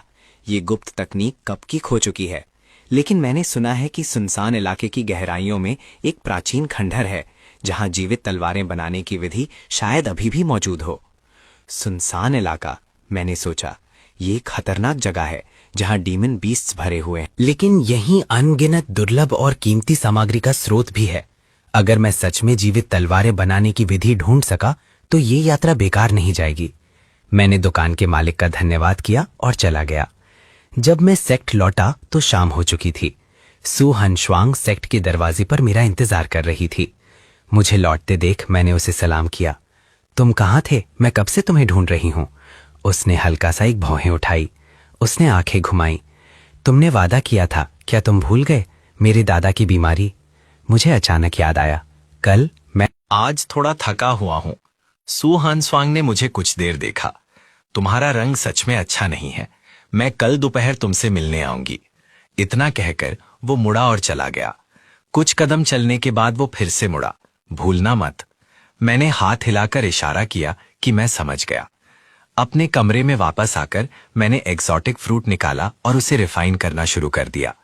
वे परिवार द्वारा दिया गया एक्सोटिक फ्रूट बेहतरीन गुणवत्ता का था, जिसमें पिछले वाले से कहीं ज्यादा स्पिरिचुअल एनर्जी थी। मैंने स्पिरिट गैदरिंग अरे में रखा और वन थॉट रीइंकार्नेशन टेक्निक को पूरी तरह से सक्रिय कर दिया। स्पिरिचुअल एनर्जी एक ज्वार की तरह मेरे शरीर में घुस गई। की रिफाइनिंग के पहले लेवल का बॉटलनेक ढीला होने लगा। मैंने दांत पीसे और आगे बढ़ता रहा। समय धीरे धीरे गुजरता गया। पता नहीं कितना समय बीत गया जब मेरे शरीर से एक साफ आवाज आई। बॉटलनेक टूट गया। मैं की रिफाइनिंग के दूसरे लेवल तक पहुंच गया। मैंने अपनी आंखें खोली। मेरी आंखों में सुनहरी रोशनी चमकी। मेरे शरीर में स्पिरिचुअल पावर पहले से कई गुना मोटी थी। मैंने आखिरकार ये कदम उठा लिया। मैंने अपनी मुट्ठी बंद की और महसूस किया कि मेरे शरीर में बढ़ती हुई शक्ति अभी भी काफी नहीं थी, बहुत दूर तक काफी नहीं थी। हेवनली डीमन के उतरने में अभी 3 साल से भी कम समय बाकी है। मुझे इस समय में अपनी कल्टीवेशन को जितना हो सके सुधारना होगा। कम से कम नेसेंट सोल स्टेज तक ब्रेक थ्रू करना होगा। ये सब के लिए बहुत बड़ी मात्रा में स्पिरिचुअल जड़ी बूटियां और अवसर चाहिए। मैंने अपने आप से कहा, शायद मुझे वहां जाना चाहिए। अगले दिन दोपहर सू हानश्वांग समय पर मेरे दरवाजे पर प्रकट हुई। आज उसने हल्का नीला ड्रेस पहना था। उसके लंबे बाल उसके कंधों पर बह रहे थे। वो कम वीर और ज्यादा कोमल लग रही थी। मैंने उस पर एक नजर डाली। चलो, उसका मामा शहर में एक शांत आंगन में रहता था। आंगन स्पिरिचुअल बास से भरा था। हवा बांस के पत्तों को सरसरा रही थी। सु हनश्वांग का मामा एक पतला बूढ़ा आदमी था जिसका चेहरा दयालु था, लेकिन उसका रंग पीला था और उसकी सांस कमजोर थी। वो आंगन में एक बेंट की कुर्सी पर बैठा था। जब उसने हमें अंदर आते देखा, उसने मुस्कुराकर हाथ हिलाया। श्वांगर आ गई। सुहान श्वांग जल्दी से आगे बढ़ी और बूढ़े आदमी का हाथ पकड़ लिया। दादा, ये मेरा साथी है, चिन मोचन। उसने कहा है कि वो आपकी बीमारी ठीक कर सकता है। बूढ़े आदमी ने मुझे ऊपर से नीचे तक देखा। उसकी आंखों में एक चमक चमकी। हैरान था कि इतना जवान कोई बीमारियां ठीक कर सकता है। मैं पास गया और बूढ़े आदमी की नब्ज ली। अपनी स्पिरिचुअल एनर्जी से उसके शरीर को टटोल रहा था। एक पल के ध्यान से महसूस करने के बाद मैंने हल्का सा तेवर चढ़ाया। बूढ़े आदमी की समस्याएं वे परिवार के मुखिया से ज्यादा जटिल थीं। ना सिर्फ उसके मेरिडियंस क्षतिग्रस्त थे, बल्कि उसके दांटियन की गहराइयों में एक ठंडी ऑरा भी ठहरी हुई थी। अगर इसे समय पर साफ नहीं किया गया तो वो शायद 3 साल से ज्यादा नहीं जी पाएगा। कैसा है? सुहान श्वांग ने मुझे चिंता से देखा। मैं उसे ठीक कर सकता हूं, मैंने सर हिलाया, लेकिन इसमें कुछ समय लगेगा। सुहान श्वांग ने राहत की सांस ली। उसकी आंखें थोड़ी लाल हो गईं। ये तो बहुत अच्छा है। बूढ़े आदमी ने भी खुशी दिखाई। जवान दोस्त, अगर तुम सच में इस आदमी को ठीक कर सकते हो तो मैं तुम्हें जरूर भरपूर इनाम दूंगा। मैंने हाथ हिलाया, इशारा करते हुए कि और शब्दों की जरूरत नहीं है। फिर मैंने सुहान श्वांग को स्पिरिचुअल मेडिसिन तैयार करने के लिए कहा, जबकि मैंने बूढ़े आदमी के डांटियन से ठंडी ऑरा साफ करने के लिए अनुष्ठान शुरू किया। ये मेरिडियंस की मरम्मत से ज्यादा मुश्किल था। इसके लिए स्पिरिचुअल एनर्जी का उपयोग करके ठंडी ऑरा को धीरे धीरे छिलना पड़ता था और फिर उसे प्रोफाउंड आइस टेक्निक से रिफाइन करना पड़ता था। पूरी प्रक्रिया एक पूरा दिन चली। जब ठंडी ऑरा का आखिरी हिस्सा साफ हो गया, बूढ़े आदमी ने अक्सर एक सांस छोड़ी। उसके चेहरे का रंग फिर से गुलाबी हो गया। उसने सच्चे दिल से मेरी तारीफ की, कहते हुए, छोटी प्रतिभा, बड़ी क्षमता। मैंने सर हिलाया, उठा और कुछ और स्पिरिचुअल मेडिसिन की खुराकें ली। आधे महीने के आराम के बाद मैं पूरी तरह से ठीक हो जाऊंगा। सु हानश्वांग ने मुझे आंगन तक छोड़ दिया। वो चांदनी में खड़ा था, उसकी आंखें कृतज्ञता से भरी हुई थीं। किनमोचन, धन्यवाद। मैं मुस्कुराया। धन्यवाद करने की जरूरत नहीं है, तुमने मुझसे मदद मांगी।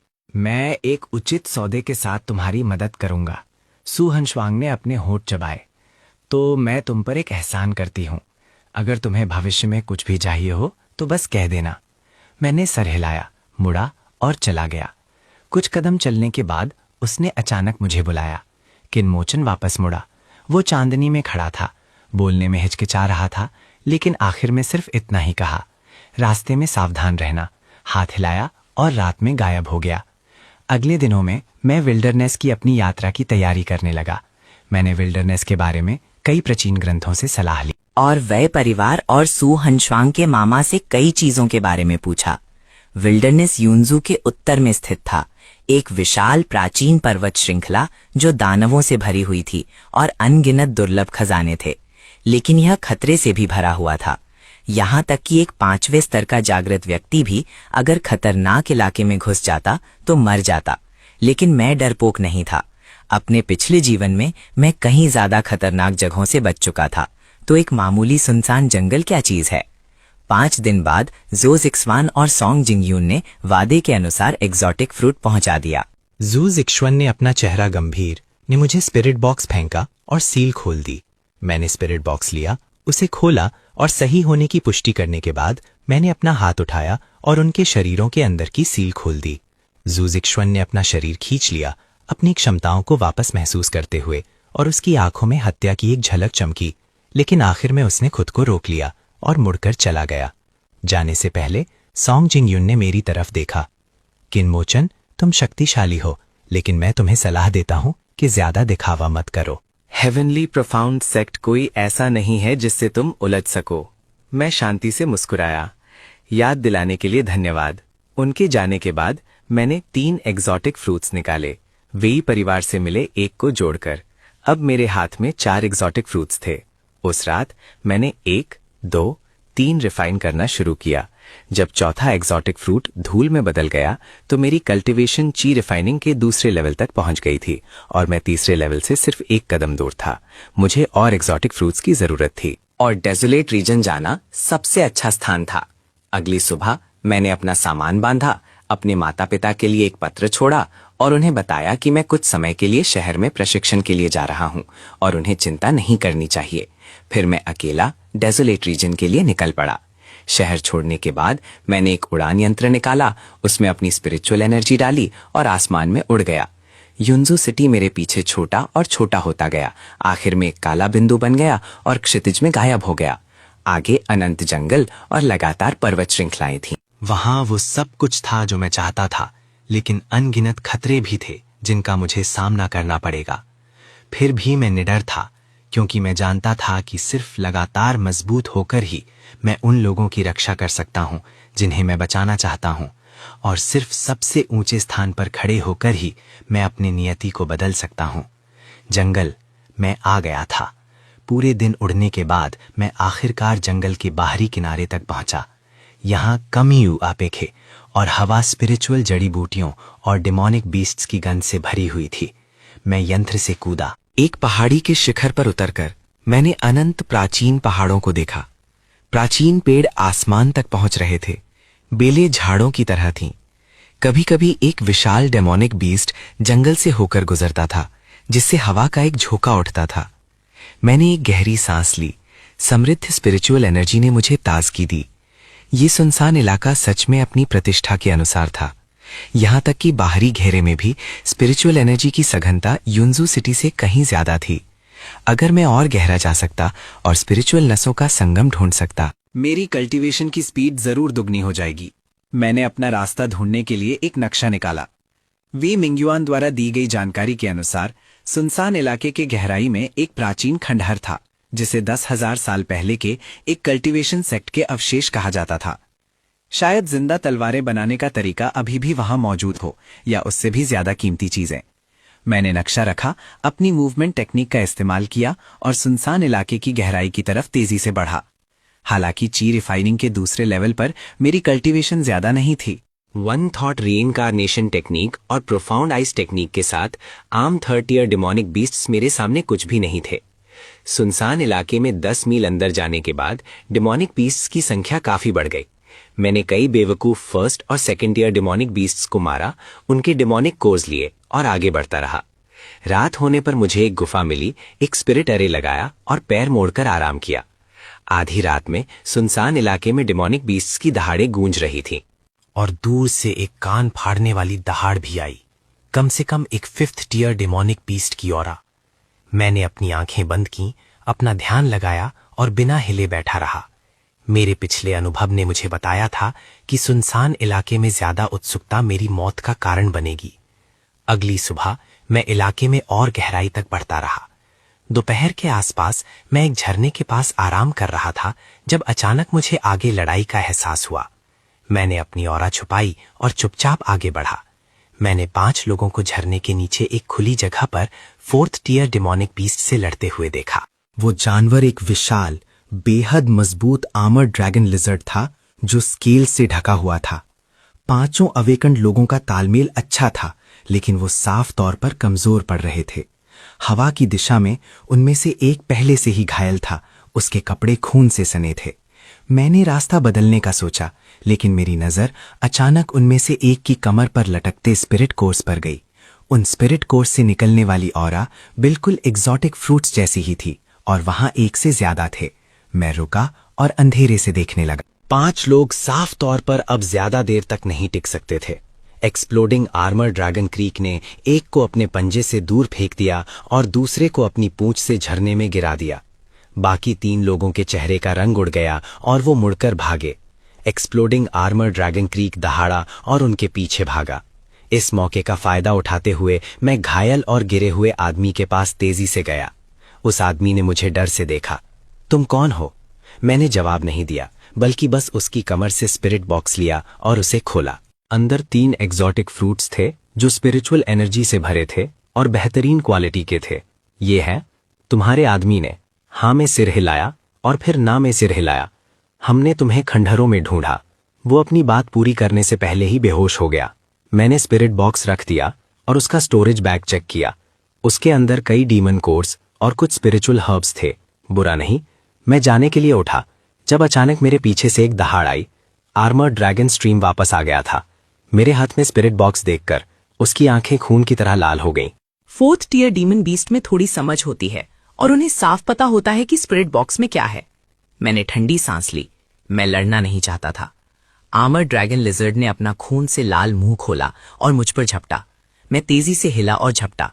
उसी समय मैंने अपनी स्पिरिट सोर्ड निकाली, ब्लेड में स्पिरिचुअल पावर डाली और 3 फुट लंबा रोशनी का ब्लेड निकाला। मैंने 7 स्टार स्टेप का इस्तेमाल करके तुरंत आर्मर ड्रैगन स्ट्रीम के पास प्रकट हुआ। ब्लेड ने उसकी गर्दन के स्केल्स के बीच की जगह को काट दिया। जिस स्पिरिचुअल खून बहने लगा। आर्मर ड्रैगन दर्द से दहाड़ा और अपनी पूंछ से वार करने लगा। मैं बचने के लिए उछला, हवा में पलटी खाई और एक और ब्लेड से उसके सर पर वार किया। आर्मर ड्रैगन इन 2 हमलों से चक्कर खा गया और बचने के लिए मुड़ा। मैं उसे कैसे जाने दे सकता था। मैंने अपनी स्पिरिचुअल पावर को एक्टिवेट किया और इल्यूजनरी स्पिरिट ब्लेड टेक्निक का इस्तेमाल किया। तुरंत तेज बारिश की तरह दर्जनों ब्लेड बीम्स निकाली, जिसने खूंखार ड्रैगन की सांस को घेर लिया। उसने कुछ देर संघर्ष किया और आखिरकार एक जोर की आवाज के साथ जमीन पर गिर गया। मैंने डीमन को ओर लिया और जल्दी से वहां से निकल गया। एक सुनसान गुफा ढूंढी और एक स्पिरिचुअल ऑल्टर लगाया। मैंने 3 एग्जॉटिक फ्रूट्स निकाले और 1, 2, 3 को रिफाइन करना शुरू किया। जब आखिरी एग्जॉटिक फ्रूट की स्पिरिचुअल एनर्जी पूरी तरह से एब्जॉर्ब हो गई, मेरी कल्टीवेशन आखिरकार ची रिफाइनिंग के तीसरे लेवल तक पहुंच गई। मेरे शरीर के अंदर की स्पिरिचुअल पावर पहले से कई गुना मजबूत थी। हालांकि ची रिफाइनिंग का तीसरा लेवल अभी भी ऊंचा नहीं माना जाता था, लेकिन मैं सुनसान इलाके के बाहरी हिस्से मैंने अपनी आंखें खोली और एक पुरानी हवा की मैं खंडहरों से गुजरा। मैंने हवा में बची हुई स्पिरिचुअल एनर्जी को महसूस किया। हालांकि 10,000 साल बीत चुके थे, फिर भी यहां स्पिरिचुअल वेन्स बची हुई थी, जो दिखाता था कि उस समय सेक्ट की नींव कितनी मजबूत थी। मैं गहरा और गहरा जाता गया और रास्ते में मुझे कई कंकाल मिले। उनके कपड़ों को देखकर लग रहा था कि वो अवेकेंड एडवेंचरर्स थे। उनके पास अभी भी स्टोरेज बैग्स और स्पिरिचुअल एनर्जी थी, जिसे मैंने आराम से इकट्ठा कर लिया। एक गिरे हुए हॉल में आखिरकार मुझे मेरा लक्ष्य मिल गया।